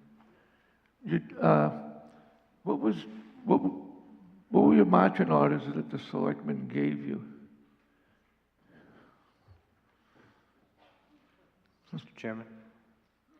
Thank you. Our marching orders were to, we were given a piece of land, and we were given the task of designing the most sustainable, safely operated, that met the minimum operational needs of the fire department. Were the needs of the community ever looked at? Was the population ever looked at? Were the areas ever looked at in response? Well, we already had the site because we already bought the land. But what about the community needs? Well, the community needs are being serviced by this fire station, so we're providing the best building, the best situation, the safest environment for the firefighters to respond. That was our, you asked what our task was. Okay. That was our task. I'd like to share a few figures. Did you ever look at how many houses this station would serve? It's nice to mention safety. No one's going to argue about that. In the town of Falmouth, downtown, there are 4,100 houses with 7,300 people, which represents 22% of the population. In Woods Hole, we have 13 buildings with 2,800 people, 8%, almost 9% of the population. North Falmouth has 2,600 houses with a population of 5,500 people, which represents 17%. In West Falmouth, there's 2,200 houses, 4,700 people, about 15%. In East Falmouth, the center of town, we have 6,500 homes with 11,000 people, 36% of your population in the town of Falmouth. So now let's look at this 10,000 square foot station for $10 million, which was put together by a committee that began in July. And here it is, April. I've served on many committees, school building needs committee for the village school, for the high school. We met for years, not months. I think you folks have met 10 times, is that correct? You've had 10 meetings? And here we have a plan. So my last figure that I'd like to give you, in the Hatchville, in the area that this station would serve, the 2,100 homes with 4,300 people, which represents 13% of the population. To justify a station of this size and this price, I don't think these figures can support it. It's always nice when you mention safety. It's always nice when you plan for the future. Well, I got another question for you. Do you know how much protected land there is in the town of Falmouth that no one can ever build a home on? Did you look at that? Okay. There's 8,600 acres in the town of Falmouth that are protected that you'll never put a house on. In the Hatchville Fire District, which this composes, 25 to 20% of that unbuildable land is in this area. So we're putting a fire station that is never going to need the growth rate. The biggest parcel, by the way, if you remember, would be the Crane Reservation. Hundreds of acres of land on 151, and it comes almost all the way down into Hatchville. The Crane is not just on 151. So before my 4 minutes are up, I can't support which they are. A building of this size with all the intents and purposes and safety that's built in. The town of Falmouth has, as Mr. Sullett says, and thank you very much, but consider that. Thank you. Ms. Lichtenstein, and then Mr. Antonucci. Did you want to address some of the points? I would like to, yeah. Okay. We're going to have addressing some of the questions that were. Yeah, well, you can get on the list for another two. Yeah, go ahead. Sure. George Rogers, co-chair of the committee. We're not going to dispute some of your numbers, okay? But I think the most important thing to realize, by locating that station there, gives the fire department and its staff more opportunity to serve the whole community. What I mean by that is, you have 2 firefighters in North Falmouth. They do 1 ambulance run. There's no one covering that end of town.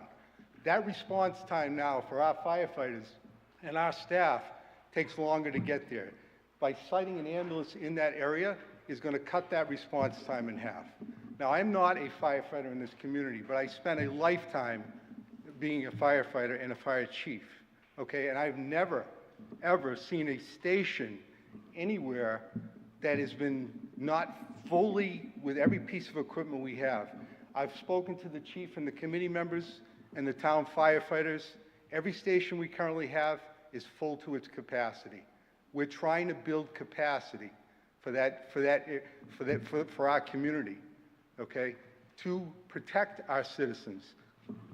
Well, we've heard, you know, that the building is too big for the area. I'm telling you, the building is going to be full with equipment that they need. Another engine, another ambulance, spare apparatus, trailers they have, decon trailers, brush equipment, boats. There's numerous equipment that's going to be in that station eventually. It gives him the ability to expand his staff.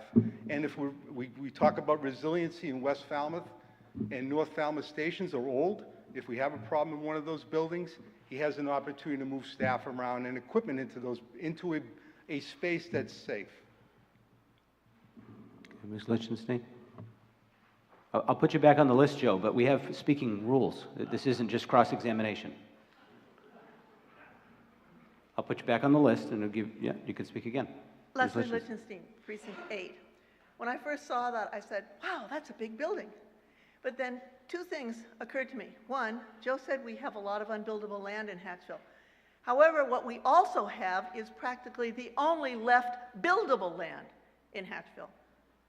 We don't have a lot of buildable land in Woods Hole. We don't have a lot of buildable land in the rest of the town. What's going to build out is Hatchville. That's number 1. Number 2 is climate change. We don't like to think about it, but the storms are getting worse. We're going to have wind. The water level is rising. The Maldives are a problem right now. We're going to be a problem later. I think having a larger fire station away from the coast is a very sound planning move. Main station downtown, what happens when we finally have that Category 5 hurricane? What happens when the sea level rises and we have that Category 5 hurricane? This isn't going to be too big, folks. Let's not think about now. Let's think about the future. We need the space. We've had some brush fires in Hatchville. Luckily, we get the brush buster from Mashpee. It comes and puts it out. Mashpee's been very good to us in Hatchville. We need to do it for ourselves. We can't depend on Mashpee, folks. Please, Hatchville has waited a long time. This is not too big a station. It's, when you think about climate change and you think about sea level rise, it just may be where our main fire station is eventually. Think about that. Thank you very much. Mr. Antonucci.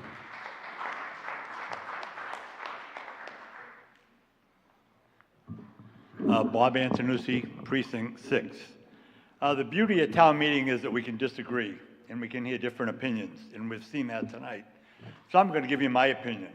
My opinion is that we definitely should endorse this fire station and vote for it tonight. The need has been demonstrated. We have a committee who has done an exemplary job studying the issue, looking at alternatives, coming up with the best possible plan they can present to us. We're the legislative body. We're not the administrative body and the executive body. The financing for this station has been demonstrated over and over again. Our town is fiscally sound due to the competency of the staff we have working for us. We can give confidence to the chief, to the fire station by voting this. Public safety is number 1. We have a need that is number 2. We want to build a station that is functional, programmatically, that will protect our citizens. 4, we want the most qualified people administering and overseeing this construction, and that's been demonstrated tonight. I've been a superintendent and a commissioner. I can tell you how many times we built facilities too small, and we could kick ourselves. We always want to save the dollar to start. 5 years down the road, we had a problem. So we have the opportunity tonight to take a stand, to make a difference, to show confidence in the committee, to support our town administration, support our citizens. Let's get this built. Let's get it built sooner than later. Let's get moving on and do it right. That's what we do as a legislative body. Give ourselves credit for the job we do, because all of us in this room do a damn good job. Thank you. Mr. Donahue, microphone in the center, please. Microphone in the center, please. Yeah. I'll add you to the list, yeah. Bob Donahue, Precinct 3. I agree with the gentleman that just spoke. Let's do this right. We're going to do substandard doors in the firehouse. We're going to have the building, instead of having a brick or the best built building that can possibly be made, we're going to do it halfway.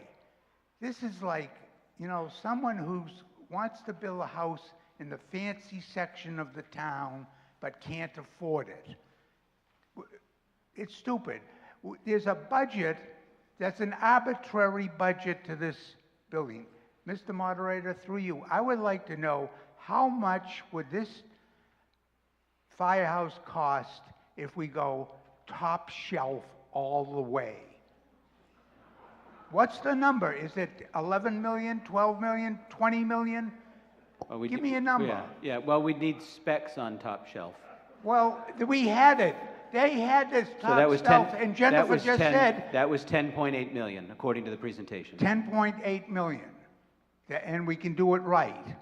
So we're going to chisel $800,000 and then have to come back 5 years from now and put up new doors, or we're going to have to re-side the thing because the cement is, what it is stucco. The stucco siding is going to fall off. It's stupid. Let's go for the 10.8. To heck with the budget and do it right. That's not usually what I hear from you. Go ahead, yeah, Ms. Petit. And just for the record, if you're going to build a fire station in Hatchville, let's not do stucco. Right. No, that's not the case at all. It was discussed earlier about the debt drop-off. The 10 million fits into our budget. It fits into the debt drop-off. This has been planned for years. We plan our capital facilities out to 2046. We can, when the cost estimate came in a little higher than the 10 million, we had a discussion with our project manager and our architect and said, can we get this, can we get this within the 10 million and be, responsible and have a very good building, and we do. So we're not doing it on the cheap. We're just cutting some things down. It's going to look great. We're not, it's not the Taj Mahal by any stretch of the imagination, but we want to be somewhat conservative, and we feel good that we can get a building for 10 million it's going to be within our budget. Mr. Netto? No. Okay, Mr. Patterson? Yes, I just want to say that this is going to be the first station that we've built where we're actually taking care of our firefighters adequately. I don't know whether you've been listening to the news, but there's tremendous evidence that indicates that firefighters are coming down with cancer a lot earlier than the rest of the population in which they live. This is going to have a decontamination space within this station so that it can be properly decontaminated after they come back from a call. This will be the only station. If we're going to get around to actually being more responsible to our firefighters with this new information, I think we're going to want to put this into some of the other stations. What are we going to do with that staff and equipment then?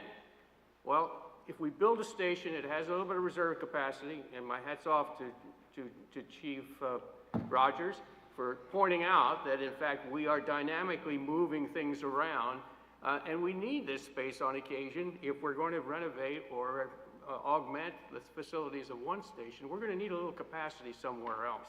It'd be really short-sighted I want to point out one more thing, and that's that the inflationary cost on building facilities like that is huge.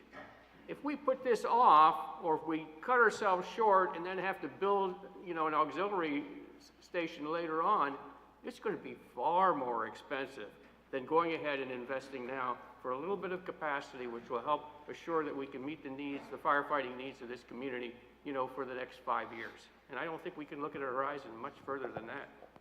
Thank you. Okay, microphone to the right over here. Yep. Microphone down here on the right. Mr. Baker. Hello, Bob Baker, Precinct 4. I have a small amount of experience, we're in another town, on being on building committees. The first involved a school where we had 2 costs and 2 plans, not that far apart. The town opted for the smaller plan.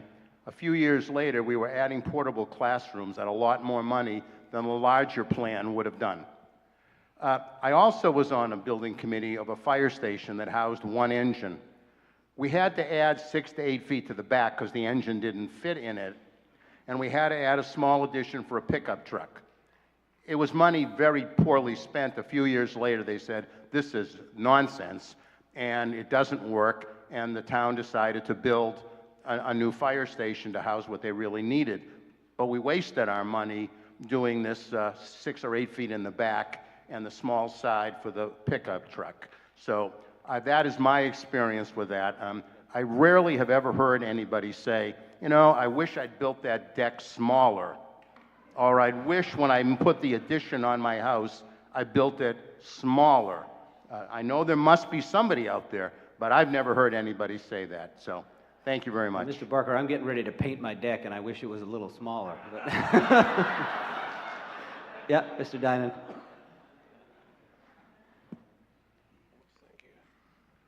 Bill Dyer, Precinct 5. Finance Director mentioned earlier, just by chance, that new growth and taxes is $800,000 that we came into that we didn't know we were going to have. So there is some growth going on in the town. You talked about $10.8 million would give us a fire station with no cuts, top of the line, and our firefighters can live in comfort. So I think the money's there, and there is growth in the town. So we can't afford it. I don't think we cannot afford not to do it right, so let's do it right the first time. I also was on a building committee in another town. I was on a fire building committee for a town with 12,000 people. We built a brand new firehouse with 10 doors. They said, why do we need 10 doors? We only have 4 fire engines and an ambulance. We were looking down the road. Those doors are filled now with other equipment also, so it worked. And that was 20 years ago. Thank you. Okay, we ready to, oh, go ahead. Yep.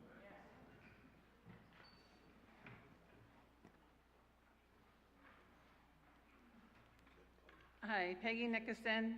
I'm a Precinct 3 town meeting member. I'm also on the Sandwich Road Building Committee. I was also on the Senior Center Building Committee, and I remember people thinking we were building that building too big. And if you know today's Senior Center, it's busting at the seams. So we are not building a building for today. We're trying to build a building also to include the future. And believe me, I've gone through these plans, and we're not in excess of really anything. If we cut out a bay, we're just going to kick ourselves for that later on. In regards to the potential for building in that area, from information I've received, there's a potential of 160 buildable lots. So there's still a considerable amount of building that could go on there. And the Senior Center came in under budget. I wanted to be on these committees and be a town meeting member because I didn't want things to happen like happened at the high school. And the Senior Center is a perfect example. And we have many of the people from the Senior Center Building Committee on this committee, and it's an excellent committee, and we're going to do everything to keep it under budget. So I hope you'll vote for this. Okay, the question will come on the main motion as recommended. All those in favor signify by saying aye. Aye. All those opposed, no. The chair is that the ayes have it by a 2/3, and I so declare.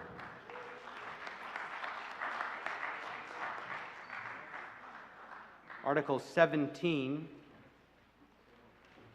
Sure, yep. I apologize for taking you away from the next article, but I wanted to take time to thank my staff and my personnel for endeavoring to bring the information together for the committee. The committee has done a hell of a job. The support from the town administration, and Bobby Antonucci hit the nail on the head by articulating the charge of this town meeting. And I can't thank you enough for your confidence in us. We're going to continue to serve the community, all areas of the community, and I thank you, and I hope that you have a great rest of the evening. Thank you. Okay, Article 17, Mr. Chairman of the Board of Selectmen for the main motion.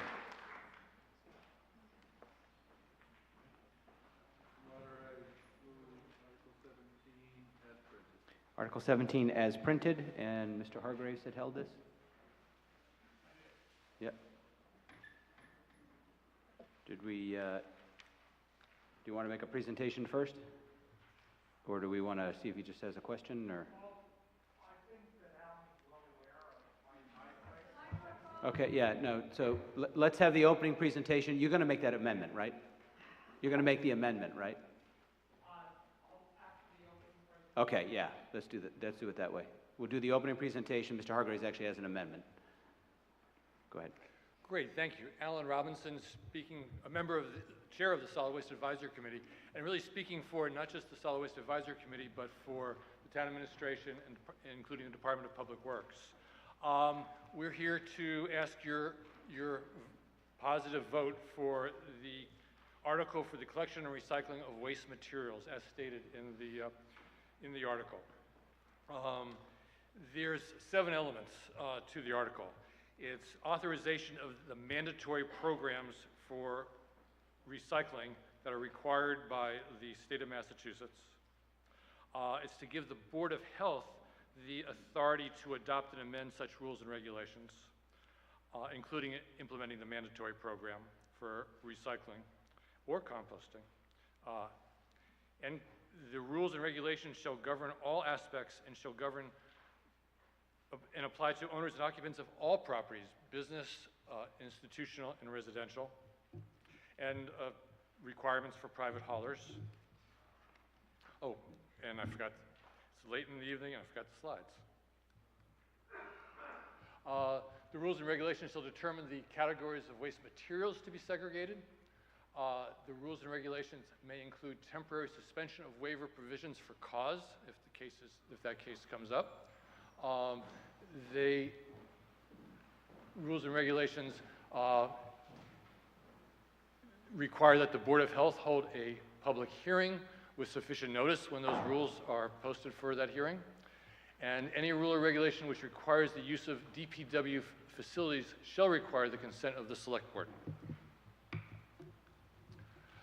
In 2010 was the last time the rules and regulations for waste were updated with the Board of Health.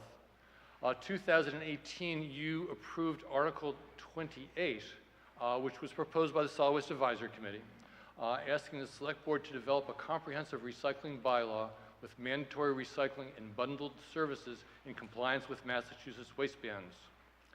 In 2021, at the request of the town manager, the Solid Waste Advisory Committee, and then working together with the Board of Health, we did an initial draft of updating the rules and regulations for solid waste and recycling, but we were advised that we needed to come back to town meeting to obtain your approval to allow the Board of Health to set those rules and regulations.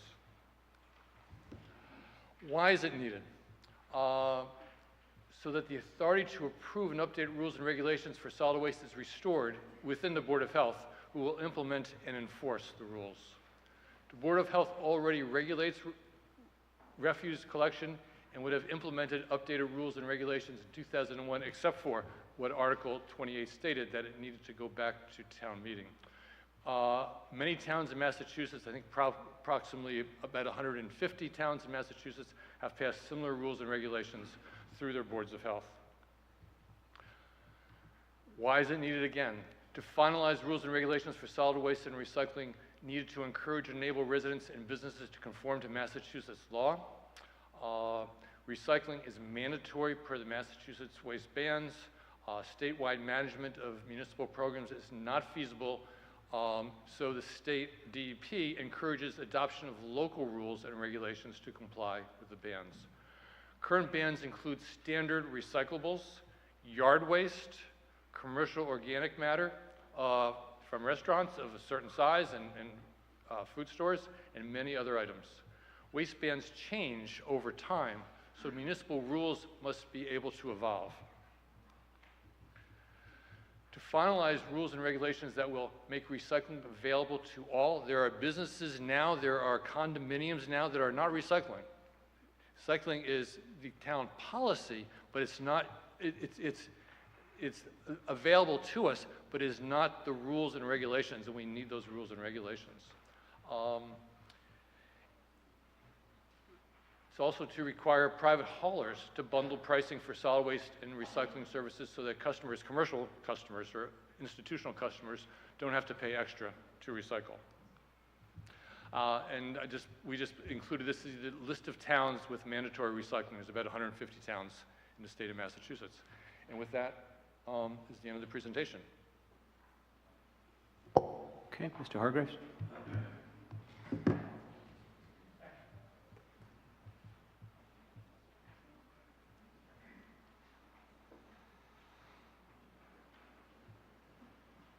So thanks for that, Alan. And just for context, I want you all to know that I have a great deal of respect for the leadership that Alan's provided to the Solid Waste Committee, in addition to all the other things that you may or may not know that he does around town with the water fountains and the litter patrols, and the activism and energy are part of the reason I'm standing up here, because I'm totally on board with waste management and recycling and rules that cause these materials to end up in the right place to optimize their future role after they're considered waste.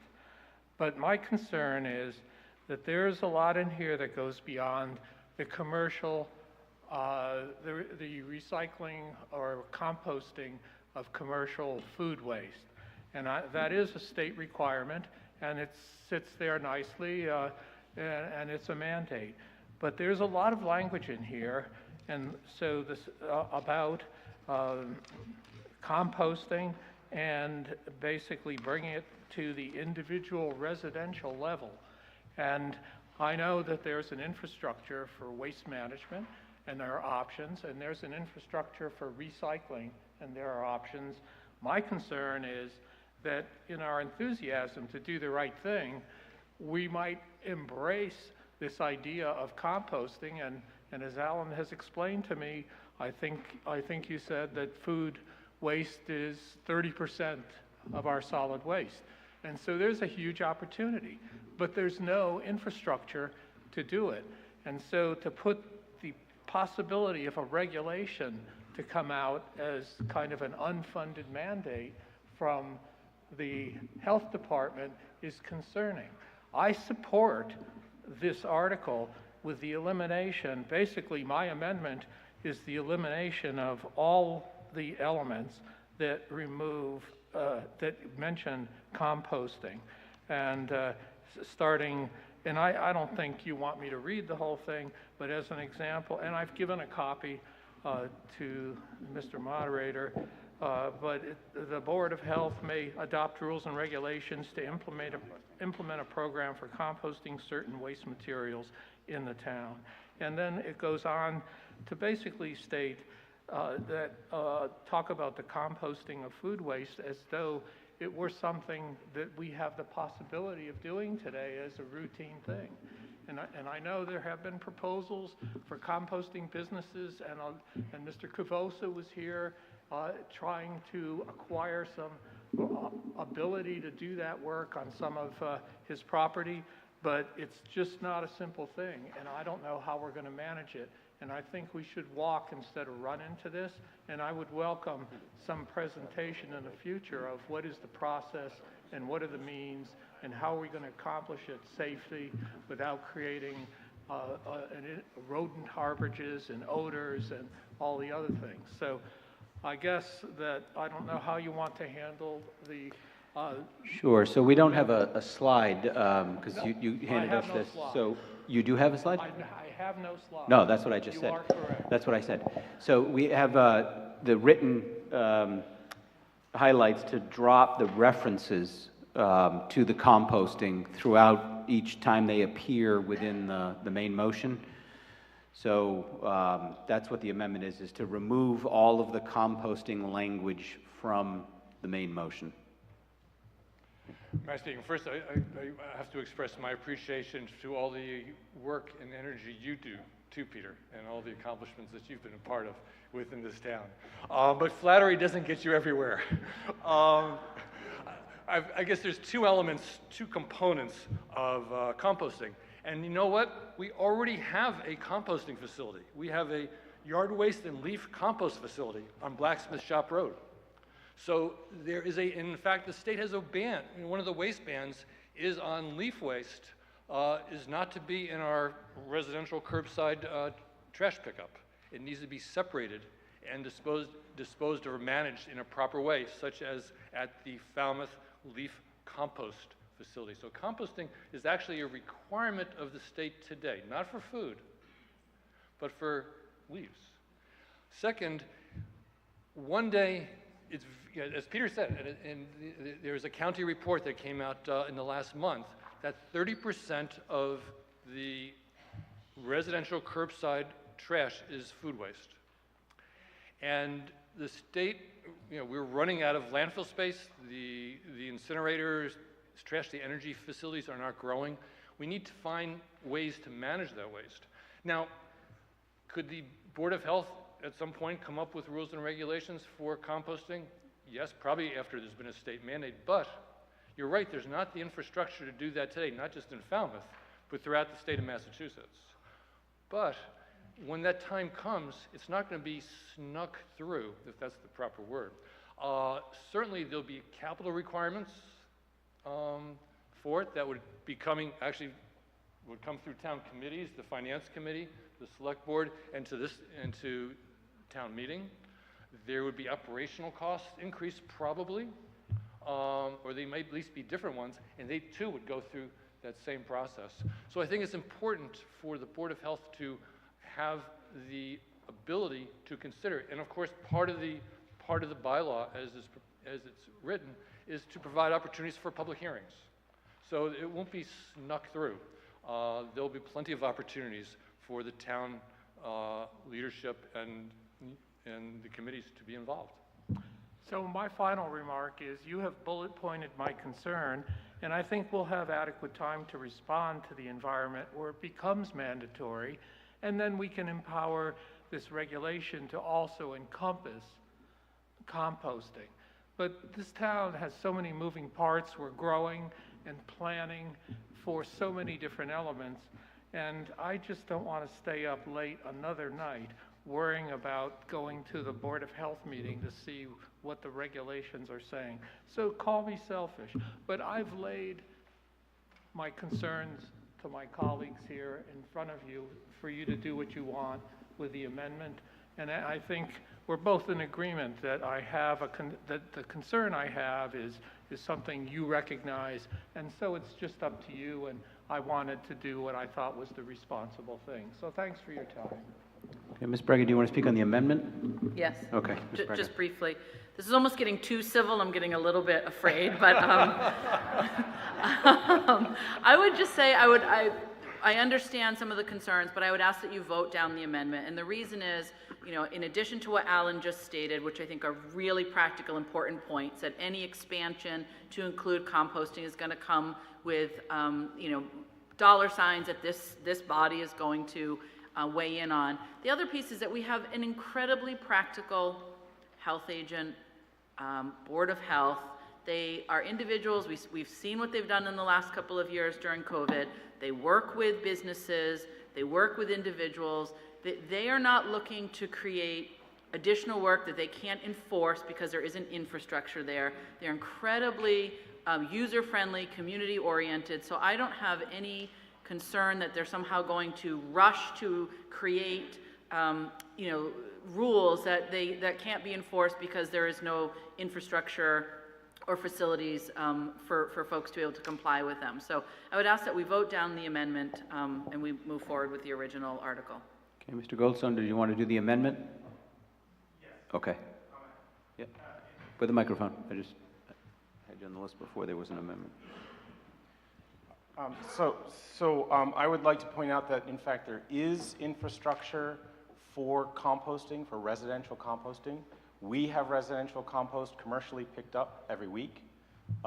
There is a cost to it, but I would note that our trash then weighs almost nothing because it's mostly plastic. So in aggregate, it certainly saves the town because we pay for waste disposal by ton. So if the bulk of our, the mass of our trash is actually compost, and it is then composted and returned to us as, for the gardens, is what happens for us, it will, in aggregate, most likely save money for the town if there were a residential, a large residential compost pickup. But there is a commercial infrastructure. It's picked up more than 200 people in town. It's also in Woods Hole. Woods Hole Oceanographic it uses the compost service. And I could give a plug for them, but I probably shouldn't. Okay. Let me go to Mr. Rafferty, and then I'll come back to Mr. Robinson. Mr. Rafferty. Good evening, Steve Rafferty, Precinct 2. I've been on the Board of Health, I think, 10 years now. And as a member of the Board of Health, and I think I'm speaking for everybody on the Board of Health, we are one of the few boards that has the actual ability to just create regulations without coming before this august body. It's designed to protect public health. It's in state law. We take it very seriously. We were approached about the recycling and the composting concerns. And much like other things that come before us, people are like, well, you have the power to make regulations. You should do this. We worked with these folks. We talked to them about composting. We talked to them about recycling. I'm going to be an advocate for voting down the amendment and then putting before this august body a fundamental question, which is, this article is, does this body trust the Board of Health to determine the best way to regulate recycles, compost, and other things?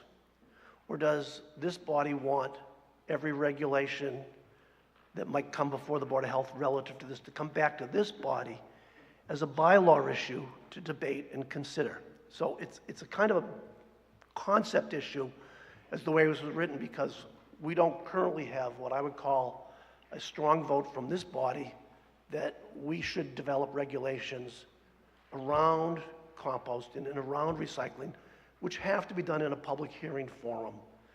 And I will just say that, you know, we probably spent 4 or 5 of our meetings over the last year going over word by word what we would or would not adopt as ultimate regulations, but concluded that it was not going to be done by our board. It was going to be through the authority granted to us by this august body. Okay, Mr. Robbins. I'd like to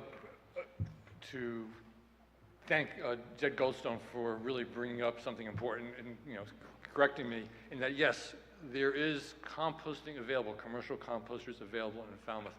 There isn't of the scale that if tomorrow we decided that everyone was going to have their compost collected, that's the infrastructure that's needed. It's great, you can do it, you can contract with it, or you can do it yourself, you can do it in your backyard. And actually, we encourage folks here and, you know, the folks in the entire community to start doing it themselves if they're not already. I know a number of people already are, because that is just a lot of benefits of doing it that way. But to do it on the scale of not just our town, but towns around the entire Commonwealth, a lot of infrastructure is needed, but I think it's going to be coming fairly quickly, but there'll be plenty of time for deliberation before that time comes. Okay, let's take a vote on the amendment. This is to remove the references to compost. All those in favor of the amendment signify by saying aye. All those opposed? No. And the chairs that the noes have it by a majority. Any further discussion on the main motion? Hearing none, the question will come on the main motion as printed. All those in favor signify by saying aye. Aye. All those opposed, no. Opinion of the chairs of the ayes have it by a majority. Thank you. Article 23. Article 23, Mr. Chairman, just let us know what the recommendation is. Mr. Moderator, I move Article 23 as recommended, indefinite postponement. Okay, so the Finance Committee's recommendation is indefinite postponement. Mr. Lowell, are you going to place a positive motion on the floor?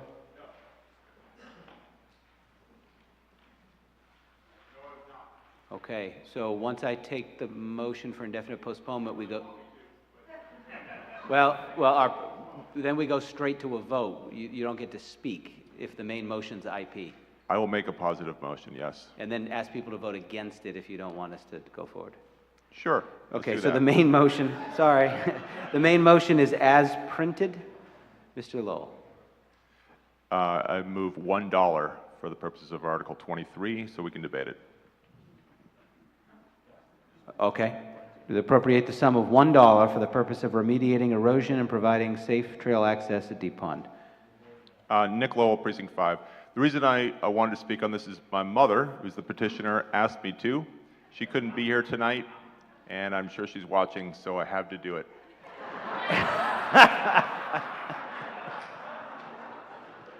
The reason she wanted me to speak was to point out that she brought this petitioner's article because of the state of the Punch Bowl, aka the deep pond, is in very rough shape from erosion. Basically, the pond is being loved to death.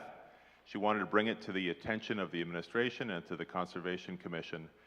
I believe she has succeeded in that they have voted that they will pursue this for a fall town meeting article to do some kind of erosion control plan and mitigation there. And so she wanted you to know that it should be coming up again in the fall. And she was also hoping that any of you want to spend a nice hour or so, take a walk in the Punch Bowl if you haven't been there recently. It's still a wonderful place, but it is so heavily eroded that there's a big safety concern there, and it just needs to be dealt with. So vote against my $1. Thank you very much.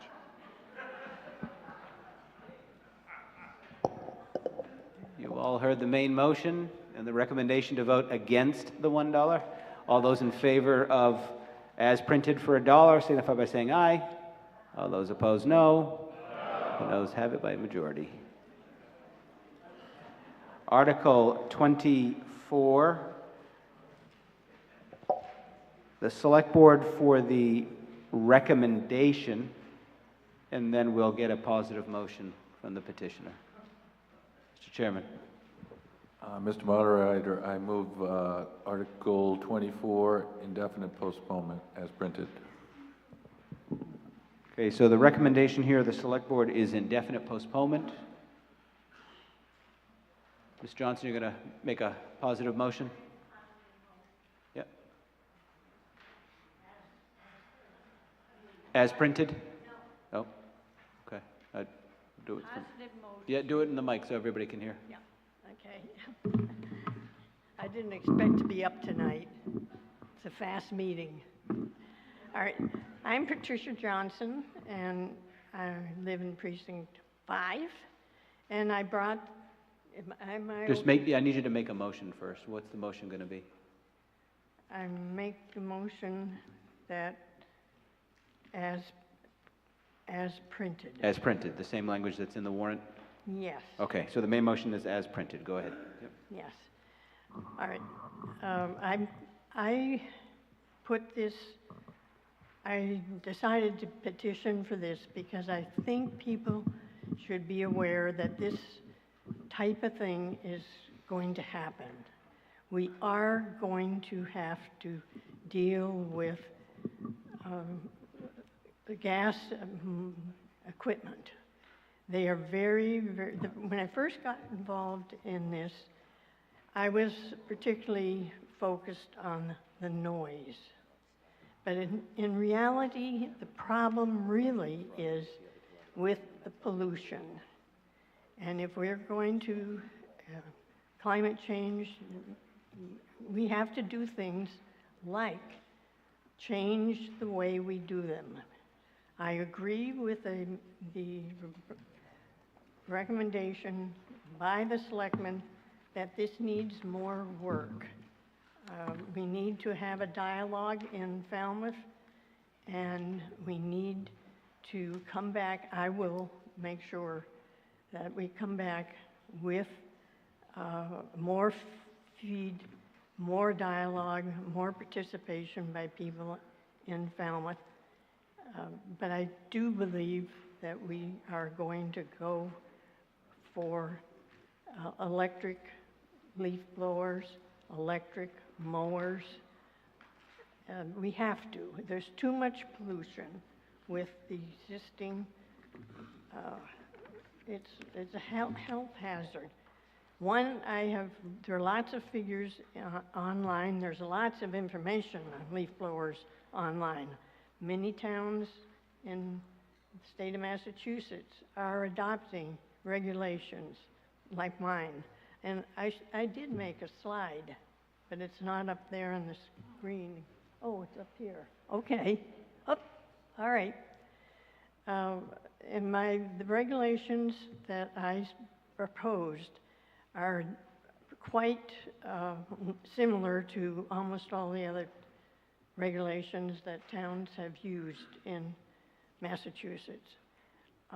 One of the things that, as I said, I find is the most serious thing is the pollution. And there are figures showing that 1 hour of gas-powered leaf blower is like driving a car 1,100 miles. So I will agree to indefinite postponement, and I want the selectmen to appoint a committee, and anybody here can join. And we will come back, I hope in the fall, with a more input, and maybe some things will be resolved. Okay? So I will accept indefinite postponement. Okay. So after the presentation, the petitioner would like you to vote no on the main motion. Yeah. All those in favor signify by saying aye. All those opposed, no. No. The chair is that the ayes have it by a majority. Now, excuse me, the noes have it by a majority. She got what she wanted is what I meant. Okay, so because of our electronic voting device issue, and we still have a number of articles, one of which actually requires a ballot, of which we were going to use that electronic system as the ballot, and that's required under statute because of the municipal light plant. Because of that, subject to the call of the chair, I'm going to adjourn till tomorrow night. We're going to work through the day to try to get the ballot system to work, but we will have printed ballots tomorrow night just in case the system doesn't work. So by call of the chair, we'll adjourn until 7 o'clock tomorrow night.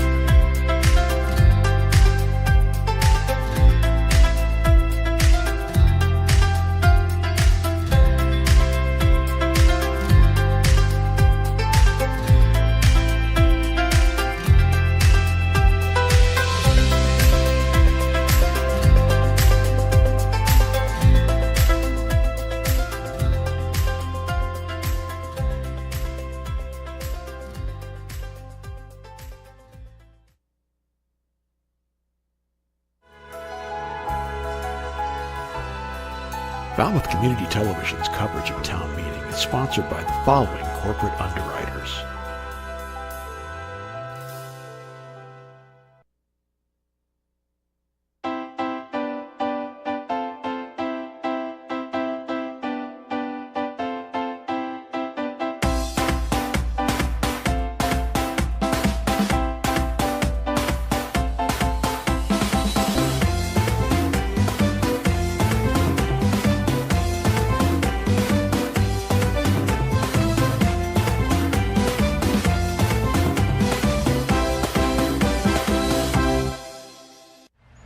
Welcome to the Falmouth Chamber of Commerce.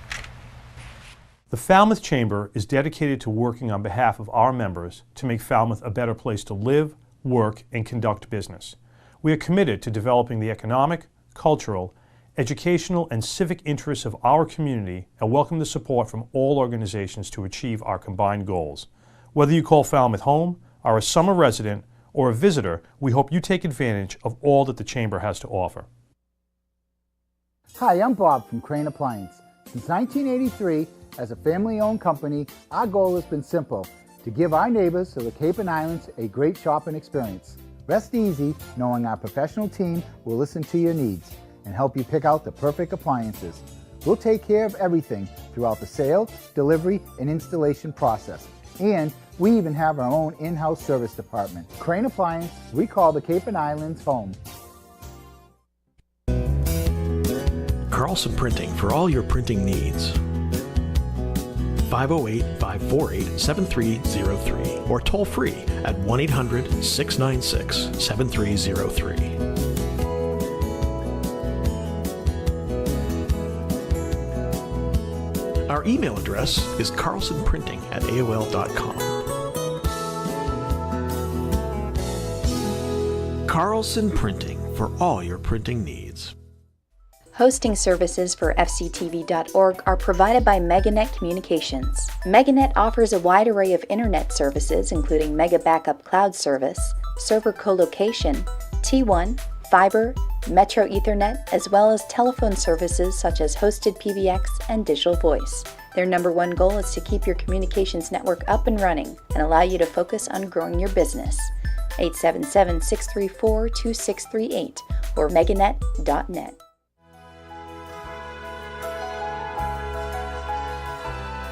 Additional funding and support provided by the following corporate sponsors.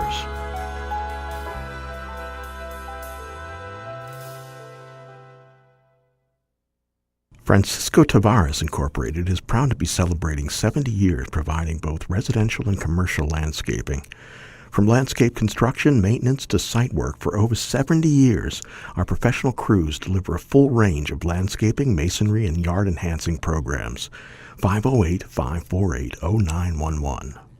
Main Street Gallery and Real Estate, a family-run art gallery and real estate agency located on Main Street in Falmouth, focusing on local and regional fine art. Main Street Gallery and Real Estate, 774-763-5441. The attorneys at Oppenheim & Nickerson LLP have provided legal services in Falmouth for over 36 years. We advocate for our clients and work to provide quality representation in the areas of business and corporate law, real estate law, estate planning, and estate administration. 508-548-8255. Barrett Plumbing and Heating offers expert plumbing, heating, and air conditioning services to all our residential and commercial customers on Cape Cod and surrounding area. We are a full-service plumbing specialist offering professional workmanship to suit your budget. Whatever your heating or plumbing need, you can always count on a job that's done right. Hamilton Tree and Landscaping has been proudly serving Falmouth and the Upper Cape since 1978. Located on Route 151, we're available for all landscaping and tree concerns. Appreciating your property is our motto as we continue to keep your tree and landscaping needs our top priority. At A&A Paving, we believe in providing customers with quality products supported by excellent service. We provide commercial and residential seal coating, asphalt paving, and repair services for Cape Cod and southeastern Mass. A&A Paving, 508-540-4944. Calfee Insurance, offering insurance policies for your car, home, business, life, and disability.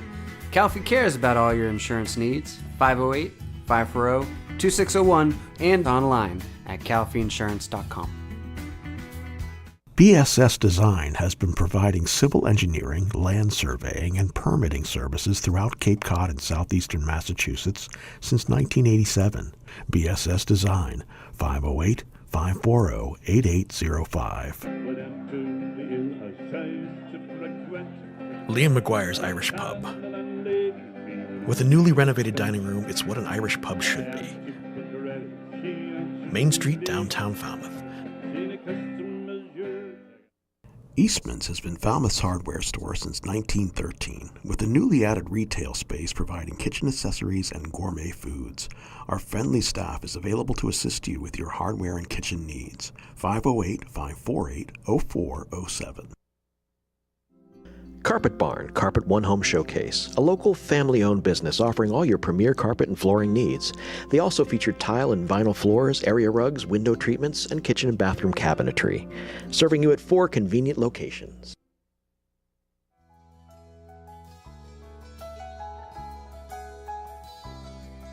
FCTV is also supported by the following businesses and organizations.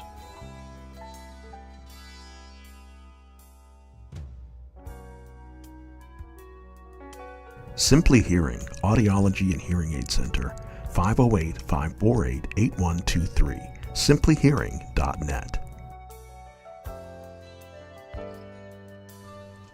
Grassi Septic Solutions, 508-548-7500. J. Miller Picture Framer, 681 Falmouth Road, 508-539-3888.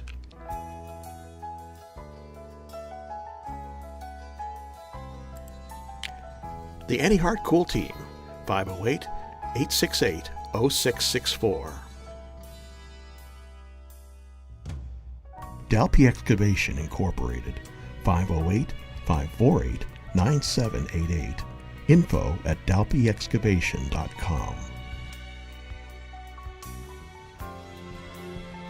Village Lamp and Repair Shop, 508-274-2057.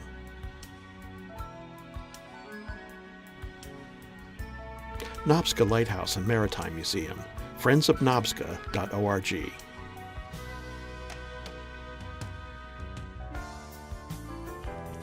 People for Cats, 44 Beagle Lane, T-Ticket, Mass. 508-540-5654. info@peopleforcats.org. Martha's Vineyard Savings Bank in Falmouth and Woods Hole, 508-627-4266. The Falmouth EDIC, falmouthedic.org, 508-548-7440. Partners Technology, Voice and Data Solutions, 781-930-5000. Wacoit Congregational Church, 508-548-5269.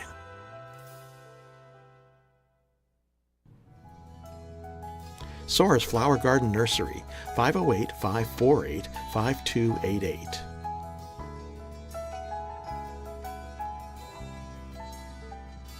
M. Duffney Builders, 508-540-3625.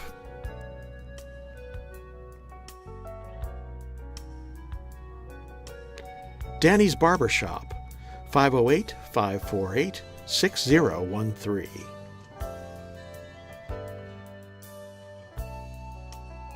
David Rogers Electric, 508-274-2057.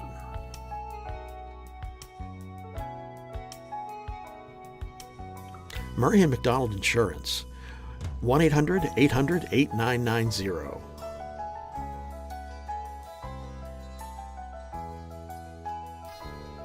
Chapman Funerals and Cremations, 508-540-4172.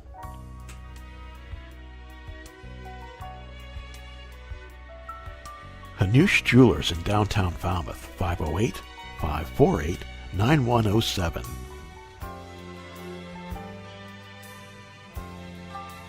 Mahoney's Garden Center, 508-548-4842.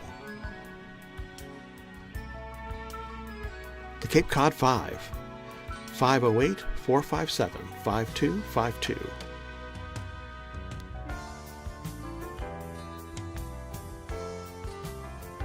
And Steve's Pizzeria and More, 508-457-9454.